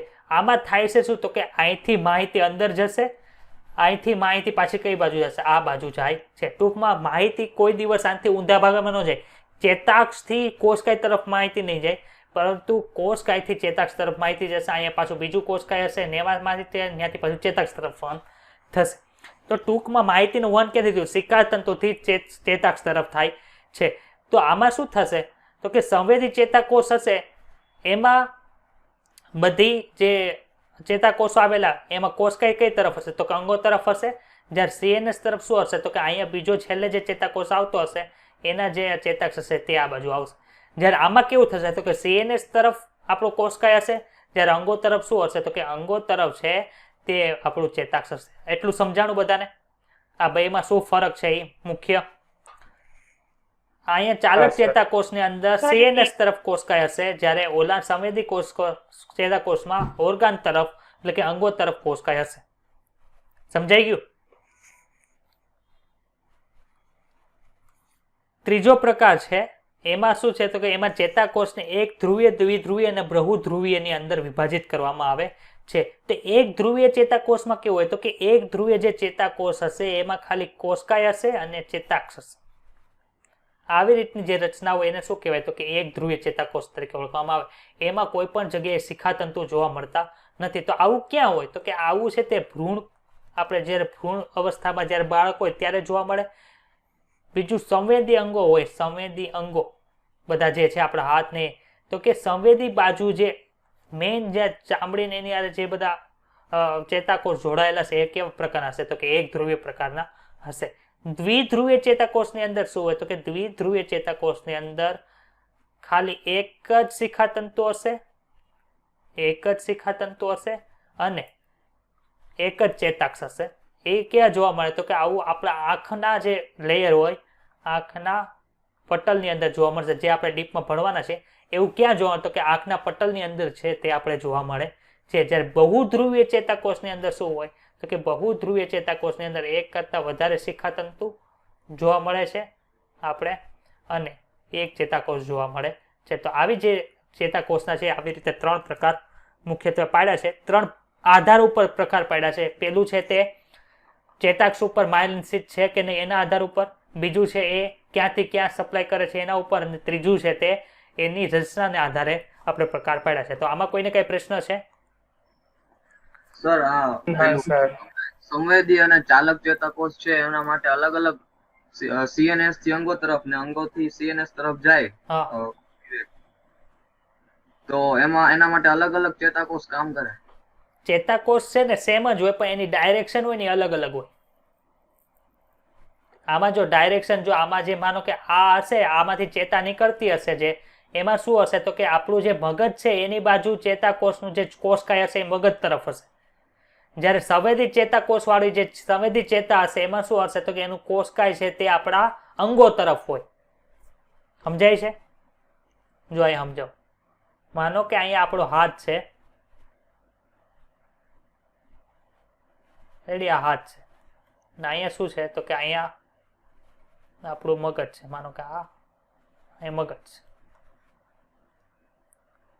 હવે અહીંથી પિન મને કોઈક ખૂતાડે છે, અહીંથી મને કોઈક ખીલી ખૂતાડે છે, તો અહીંયા સુધી જે અહીંથી અહીંયા જે માહિતી લઈ જતું હશે તો ત્યાં ચેતાકોષો કેવી રીતે ગોઠવાના છે? તો કે અહીંયા કોષકાય આ બાજુ હશે, અહીંથી આમ નવ નીકળે. આ બધા શું છે? તો કે કોષકાય આ બાજુ છે. કોષકાય કેની બાજુ જોવા મળે છે? તો કે કોષકાય છે તે આપણા હાથ એટલે કે સંવેદી જે અંગ છે એની બાજુ જોવા મળે છે. હવે મને હાથ પાછળ ખેંચવાનું કોણ કહેશે? તો કે હાથ પાછળ ખેંચવા માટે મને કોણ કહેશે? તો કે ચાલક કોષ કહેશે ને. હાથ પાછળ ખેંચવાનું કોણ કહે છે? તો કે હાથ પાછળ ખેંચી લે એમ મને કોણ કહેશે? તો કે કહેશે ચાલક ચેતા કહેશે, ચાલક ચેતા. તો એની અંદર શું થશે? તો કે એની બાજુ જે કોષકાય છે તે આ બાજુ હશે. સમજાણું કે ન સમજાણું ભાઈ? હવે આમાં કોષકાય કોની બાજુ છે? તો કે આમાં મગજ તરફ છે ને આમાં કોષકાય કોની બાજુ છે? તો કે આમાં જે સંવેદી અંગ છે એની બાજુ છે, સંવેદી અંગ બાજુ, ને આમાં મગજ બાજુ છે. સમજાય છે? હા. ઓકે, તો હવે આપણે જોવાનું છે હ્યુમન નર્વસ સિસ્ટમ, એટલે કે માણસનું જે આખું ચેતાતંત્ર છે એના વિશે આપણે અત્યારે હવે ભણવાનું છે. તો માણસનું જે ચેતાતંત્ર છે એમાં કોનો કોનો સમાવેશ થાય? તો કે માણસનું આખું જે ચેતાતંત્ર છે એમાં એને 2 ભાગોમાં વહેંચવામાં આવે છે. કયા કયા ભાગોમાં વહેંચવામાં આવે છે? તો કે માણસનું જે ચેતાતંત્ર છે એને 2 ભાગોમાં વહેંચવામાં આવે છે. એક તો CNS અને બીજું છે PNS. CNS એટલે શું? તો કે સેન્ટ્રલ નર્વસ, ટૂંકમાં NS લખું છું, એને સેન્ટ્રલ નર્વસ સિસ્ટમ, ને આને શું કહેવાય? તો કે પેરિફેરલ નર્વસ સિસ્ટમ, એટલે કે મધ્યસ્થ ચેતાતંત્ર. અને આને શું કહેવાય? તો કે આને કહેવાય પરિઘવર્તી ચેતાતંત્ર તરીકે ઓળખવામાં આવે છે. તો મધ્યસ્થ ચેતાતંત્રની અંદર કોનો કોનો સમાવેશ થાય? તો કે મધ્યસ્થ ચેતાતંત્રની અંદર મગજ અને કરોડરજ્જુનો સમાવેશ થાય છે. ટૂંકમાં આપણા હાડકાની અંદર રક્ષાયેલું જે આખું ચેતાતંત્ર છે એને શું કહેવાય? તો કે CNS તરીકે ઓળખવામાં આવે. મગજ છે તો એ મસ્તક પેટીમાં રક્ષાયેલું છે, જ્યારે મગજ છે ક્યાં રક્ષાયેલું છે? મસ્તક પેટીમાં રક્ષાયેલું છે. જ્યારે કરોડરજ્જુ છે કોનામાં રક્ષાયેલું છે? આખો કરોડ સ્તંભ છે એની વચ્ચે પોલી નાલી જેવી રચના હતી, મધ્યસ્થ નાલી જેવી રચના હતી, એમાં કોણ રક્ષાયેલું હતું? કે કરોડરજ્જુ રક્ષાયેલી હતી. એટલે ટૂંકમાં આખું અસ્થિથી રક્ષાયેલું જે આપણું જે નર્વસ સિસ્ટમ છે, એટલે કે ચેતાતંત્ર છે, એ કયું છે? તો કે CNS છે, જે મેઇન છે, મગજ અને કરોડરજ્જુથી બને. જ્યારે PNS એટલે કે પેરિફેરલ નર્વસ સિસ્ટમમાં કોનો કોનો સમાવેશ થાય? તો કે આપણા મગજમાંથી અને કરોડરજ્જુમાંથી જે ચેતાઓ નીકળે છે, જે ચેતાકોષોની બનેલી છે, એને શું કહેવાય છે? તો કે એને પરિઘવર્તી ચેતાતંત્ર તરીકે ઓળખવામાં આવે છે. એમાં 2 પ્રકારના હોય છે, એક તો અંતર્વાહી અને એક છે બહિર્વાહી. તો અંતર્વાહી જે આપણું પરિઘવર્તી ચેતાતંત્ર છે એની અંદર શું થાય? તો કે માહિતી ક્યાં લઈ જાય છે? બહારથી અંદર લઈ જાય છે. માનો કે મારા શરીરની અંદર કંઈક વાગ્યું છે, તે મારે કોઈક સોય ખૂતાડે છે, એ કોના દ્વારા જાય? અંતર્વાહી, એટલે કે જે આપણે સંવેદી જે ચેતા કીધી હતી એ હશે. જ્યારે બહિર્વાહી એટલે શું કરશે? તો કે મને કહે છે કે ડાયરેક્ટ ત્યાંથી હાથ લઈ લે, એ કોના દ્વારા થશે? તો બહિર્વાહી ચેતાકોષ દ્વારા થાય છે. અહીંયા સુધી કોઈને કઈ પ્રશ્ન છે? ના સર. ઓકે, હવે જે આ પેરિફેરલ જે છે એ 2 અલગ અલગ જગ્યાએ સપ્લાય કરે છે. પેરિફેરલ જે નર્વસ સિસ્ટમ છે, હવે માનો કે મારા હાથમાં કંઈક કામકાજ કરવું છે, આ હાથના મસલની અંદર મારે કંઈક કામકાજ કરવું હશે, તો કઈ ડાયરેક્ટ કરોડરજ્જુ છે એ થોડુંક ત્યાં લંબાશે. કરોડરજ્જુમાંથી કોઈ ચેતા છે એ બહાર નીકળશે ને એ મને ત્યાં સપ્લાય કરશે. હવે હાથ છે એ તો કેવું છે? તો કે ત્યાં તો આપણે કંકાલ સ્નાયુ હોય, કંકાલ સ્નાયુ એટલે ઈચ્છા પ્રમાણે કાર્ય કરે એવા સ્નાયુ છે. તો ત્યાં જે સપ્લાય કરે એને શું કહેવાય? તો કે એને ઐચ્છિક ચેતાતંત્ર તરીકે ઓળખવામાં આવે છે. શું કહેવાય? ઐચ્છિક ચેતાતંત્ર. ક્યાં સપ્લાય કરે? તો કે કંકાલ સ્નાયુની અંદર સપ્લાય કરે છે. બીજું એવું છે કે બીજું ચેતાતંત્ર એવું છે જે ક્યાં સપ્લાય કરે? તો કે આપણા જે સરળ સ્નાયુ છે, સરળ સ્નાયુ જે આપણા કંટ્રોલની અંદર નથી, એ જગ્યાએ જે કાંઈ માનો કે આંતરડાની અંદર જે સ્નાયુ આવેલા છે, જે સ્નાયુ સ્તરની અંદર હતા, એ તમારા કંટ્રોલમાં છે, હાલ સંકોચન પામી જાય. સંકોચન પામશે? નહીં પામે, કેમ કે એ પોતાની રીતે કરે. તો એવા જે ત્યાં જે નર્વ સપ્લાય કરે છે એનાથી જે ચેતાતંત્ર બને છે એને શું કહેવાય છે? તો કે એને અનૈચ્છિક, આપણા ઈચ્છા પ્રમાણે કાર્ય કરતું નથી એવું ચેતાતંત્ર તરીકે ઓળખવામાં આવે છે. અહીંયા સુધી કોઈને કઈ પ્રશ્ન હોય તો બોલો. છે કોઈને પ્રશ્ન? ના સર. ઓકે, હવે અનૈચ્છિક ચેતાતંત્રમાં કેવું છે? તો કે એની અંદર 2 પ્રકારની ચેતાઓ આવેલી છે. માનો કે તમે દોડો છો ત્યારે તમારે કાર્યને જે ઈચ્છા પ્રમાણે થતું નથી એ તો બધું ઉતારવું પડશે. માનો કે હૃદયના ધબકાર છે એ વધારવા પડશે, દોડીએ છીએ ત્યારે ઉરોદર પટલ છે એ વધારે સંકોચાશે. તો એના માટે શું કરવું પડશે? તો કે એના માટે બધી ક્રિયાવિધિ વધારવી પડશે. તો એવું જે ચેતાતંત્ર છે એને શું કહેવાય? તો કે એને અનુકંપી ચેતાતંત્ર તરીકે ઓળખવામાં આવે છે. હવે માનો કે તમે દોડીને ચાલીને બહુ દોડી આવ્યા, બહુ કસરત કરી લીધી, હવે થાકી ગયા એટલે બેસી ગયા. હવે બેસી ગયા તો હવે કઈ થોડુંક મારે ધબકારા છે 120 છે, 70 થી 120 કરી દીધા તો એ 120 ને 120 રખાશે. એને પાછા 120 થી 100 આપણે 70 ઉપર લાવવા પડશે ને, 120 થી 70 ઉપર લાવવા પડશે. તો ત્યાં જે જેના દ્વારા થાય એને શું કહેવાય? તો કે એને પરાનુકંપી ચેતાતંત્ર તરીકે ઓળખવામાં આવે છે. એટલે અનુકંપી ચેતાતંત્ર શું કરશે તો કે આપણી જે ક્રિયાનો વેગ આખો જે છે જે એ શું કરશે સ્પીડમાં કરાવશે. જ્યારે એને નોર્મલ કોના દ્વારા કરાવશે તો કે પરાનુકંપી ચેતાતંત્ર દ્વારા થાય છે. અનુકંપી ચેતાતંત્રની અંદર ન્યુરોટ્રાન્સમીટર તરીકે કોણ આવેલું હોય તો કે એડ્રીનાલિન આવેલું હોય છે. એડ્રીનાલિન શું છે તે તમે નેક્સ્ટ ચેપ્ટરમાં ભણશો. જ્યારે પરાનુકંપી ચેતાતંત્રની અંદર ન્યુરોટ્રાન્સમીટરને શોર્ટમાં એનટી લખું છું. જ્યારે પરાનુકંપી ચેતાતંત્રની અંદર ન્યુરોટ્રાન્સમીટર તરીકે એસિટાઇલ કોલાઇન આવેલું હોય છે. એસિટાઇલ કોલાઇન આવેલું હોય છે. નોર્મલ કન્ડિશનમાં જ્યારે કાર્ય કરતા હોય એમાં જે ચેતાઓ હોય એની અંદર ન્યુરોટ્રાન્સમીટર તરીકે એસિટાઇલ કોલાઇન જ આવેલું હોય છે. અહીંયા સુધી કોઈને કઈ પ્રશ્ન છે તો બોલો. ના સર. ઓકે, હવે આપણે જોયું અનૈચ્છિક ચેતાતંત્ર કોને કાર્ય આપતું હતું તો કે જે અનૈચ્છિક બધી વસ્તુ હતી એને હતું. હવે આમાં કોનો સમાવેશ થાય? માનો કે આપણા સ્નાયુઓ છે, બધા આંતરપાસળી સ્નાયુઓ છે, ઉરોદર પટલ છે, એ બધું છે.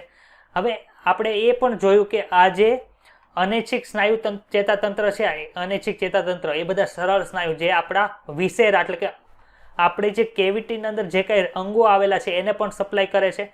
તો એને એક વિશિષ્ટ નામ આપી દીધું. જે સરળ સ્નાયુ ધરાવતા અંગો છે એને સપ્લાય થાય છે એને શું કહેવાય તો કે એને વિસરલ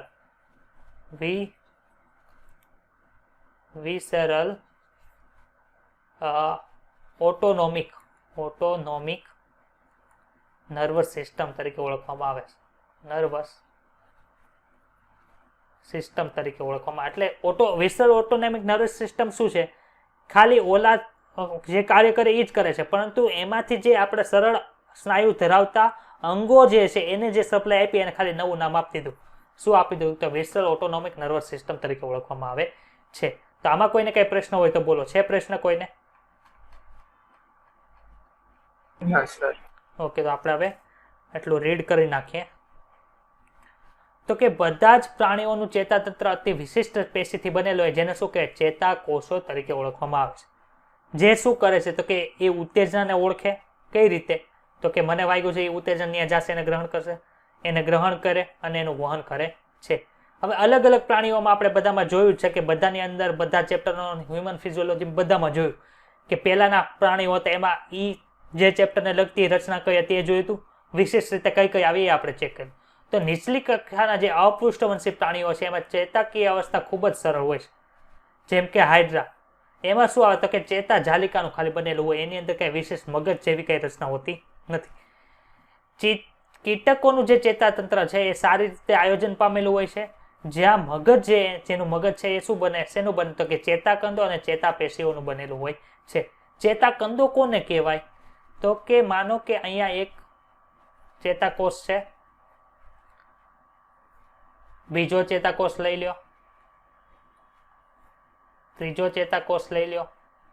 આ ચેતાકોષના જે ચેતાકોષકાય છે એને ભેગા કરી દો અને આખી જે આ રચના બને ખાલી ચેતાકોષકાય દ્વારા એને શું કહેવામાં આવે છે તો એને ચેતાકંદ તરીકે ઓળખવામાં આવે છે, જેને ઇંગ્લિશમાં ગેંગ્લિઓન તરીકે ઓળખવામાં આવે છે. પૃષ્ઠવંશીની અંદર શું જોવા મળે તો કે પૃષ્ઠવંશીની અંદર વિકસિત ચેતાતંત્ર છે તે જોવા મળે છે. માનવ ચેતાતંત્ર બે ભાગમાં વિભાજિત કર્યું. ક્યાં કે તો કે મધ્યસ્થ ચેતાતંત્ર અને પરિવર્તી ચેતાતંત્ર. CNS માં કોનો મગજ ને કરોડરજ્જુનો સમાવેશ થાય. તે માહિતીનું પૃથ્થકરણ એટલે કે માહિતી શું કહેવામાં કે એનું અને નિયંત્રણનું મુખ્ય સ્થાન છે. અને PNS કોને કહેવાય તો કે CNS જે છે મગજ અને કરોડરજ્જુનું બનેલું, એમાંથી જે અલગ અલગ જે ચેતાઓ બહાર નીકળે એનાથી બનતું છે તે PNS તરીકે ઓળખવામાં આવે છે. ચેતાતંત્રો બે પ્રકારના હોય, એક તો અંતર્વાહી અને એક બહિર્વાહી.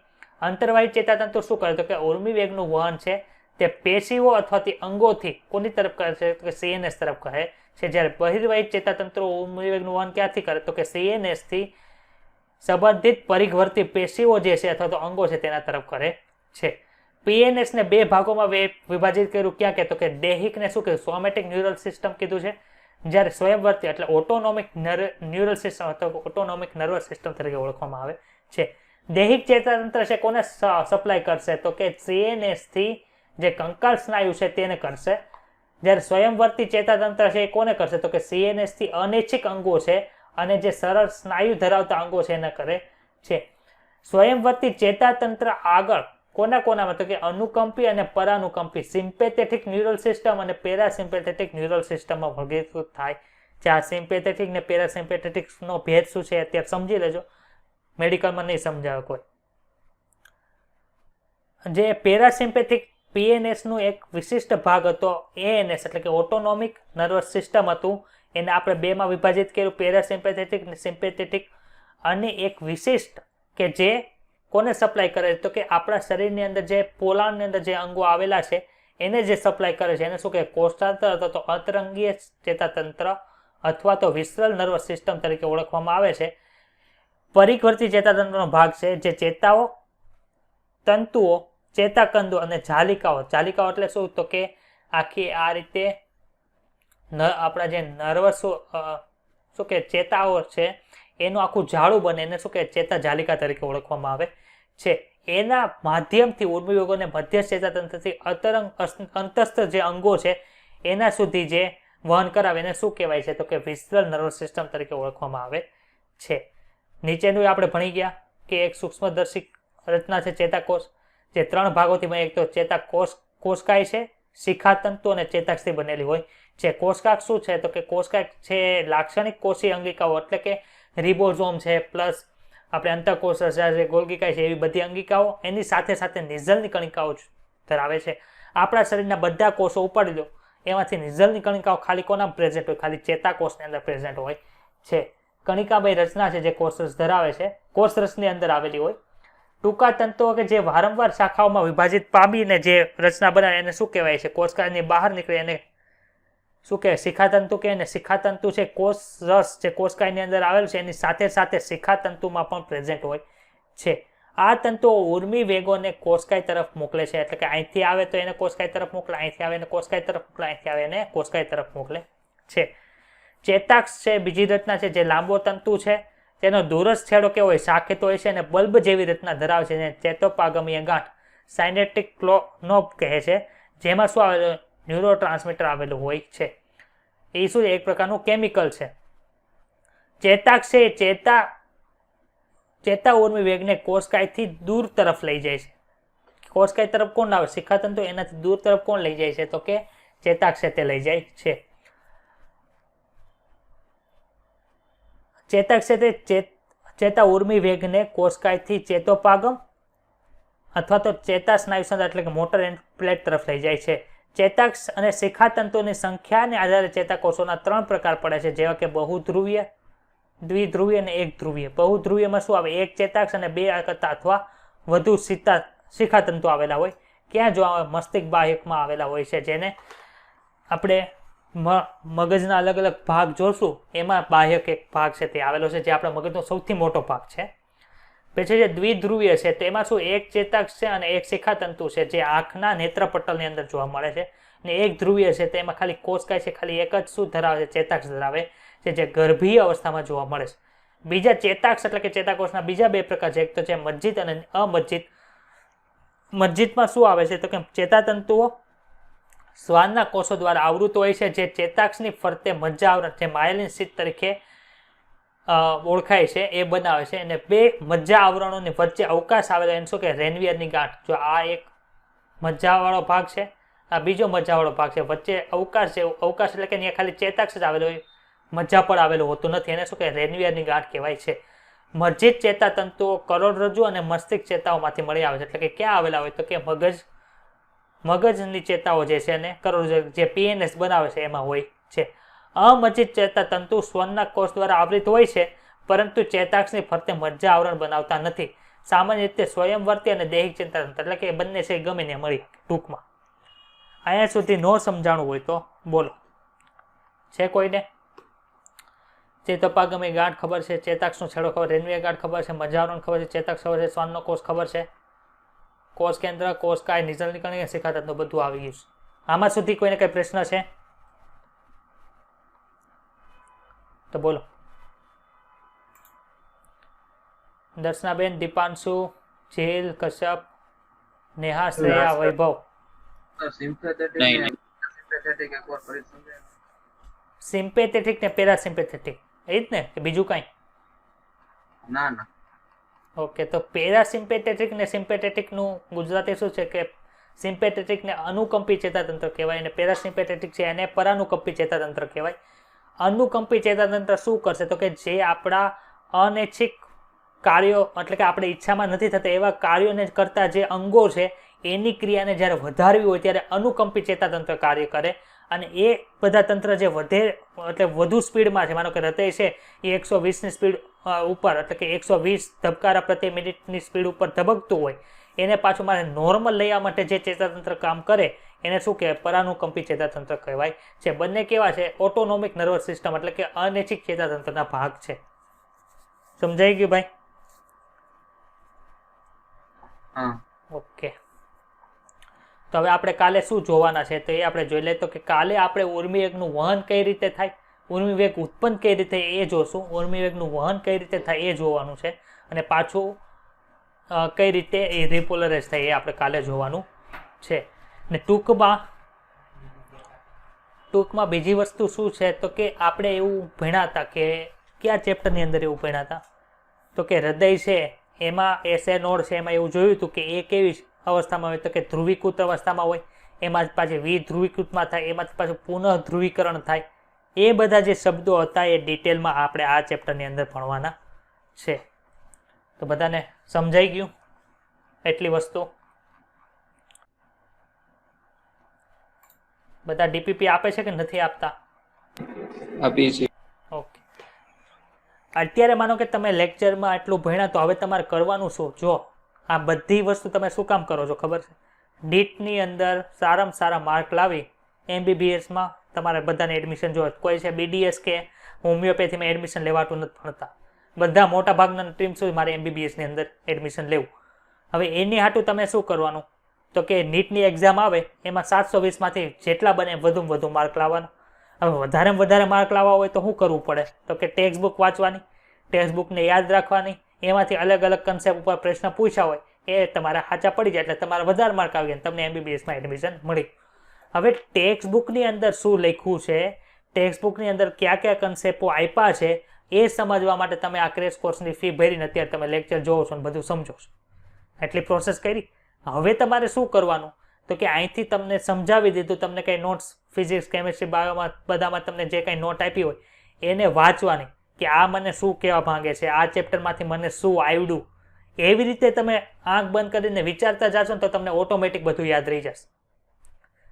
વસ્તુ બધી ટેક્સ્ટ બુકમાં લખી છે, તમે ખાલી સામાન્ય વાંચો તો તમને ન સમજાય. એટલા માટે તમે અમારી પાસેથી ભણો છો કે આ લાઈન છે તે શું કહેવા માંગે એ હવે તમને સમજાઈ ગઈ. હવે શું કરવાનું કે એને યાદ રાખવાની, એક્ઝામની અંદર એમાંથી પ્રશ્ન પૂછાય તો એ તમને આવડી જાઓ જો. એટલે શું કરવું પડે? યાદ રાખવું પડે. સમજાય તો ગઈ છે. હવે સમજાઈ ગયું છે એને વારંવાર તમે રિવિઝન કરો અને તમને ઓટોમેટિક યાદ રહી જાય. માનો કે પાચનની ક્રિયા છે એમાં શું થતું હતું તો કે પેલા કઈ જગ્યાએથી પસાર થાય તો કે કોળિયો છે આપણે મોઢામાં મૂકીએ ત્યાંથી અન્નળીમાં જાય, અન્નળીમાંથી જઠરમાં જાય, જઠરમાંથી નાના આંતરડામાં આવે, આ નાના આંતરડામાંથી મોટા આંતરડામાં જાય, વધારાનો ખોરાક બહાર નીકળે જાય. એટલી જગ્યાએથી જાય એટલું મને ખબર. હવે કઈ પ્રોસેસ થાય તો કે હવે જેટલી વર્ષોમાંથી પસાર થયું એટલામાંથી કઈ જગ્યાએ પાચન થાય છે તો કે પાચનની શરૂઆત તો મોઢામાંથી જ થાય.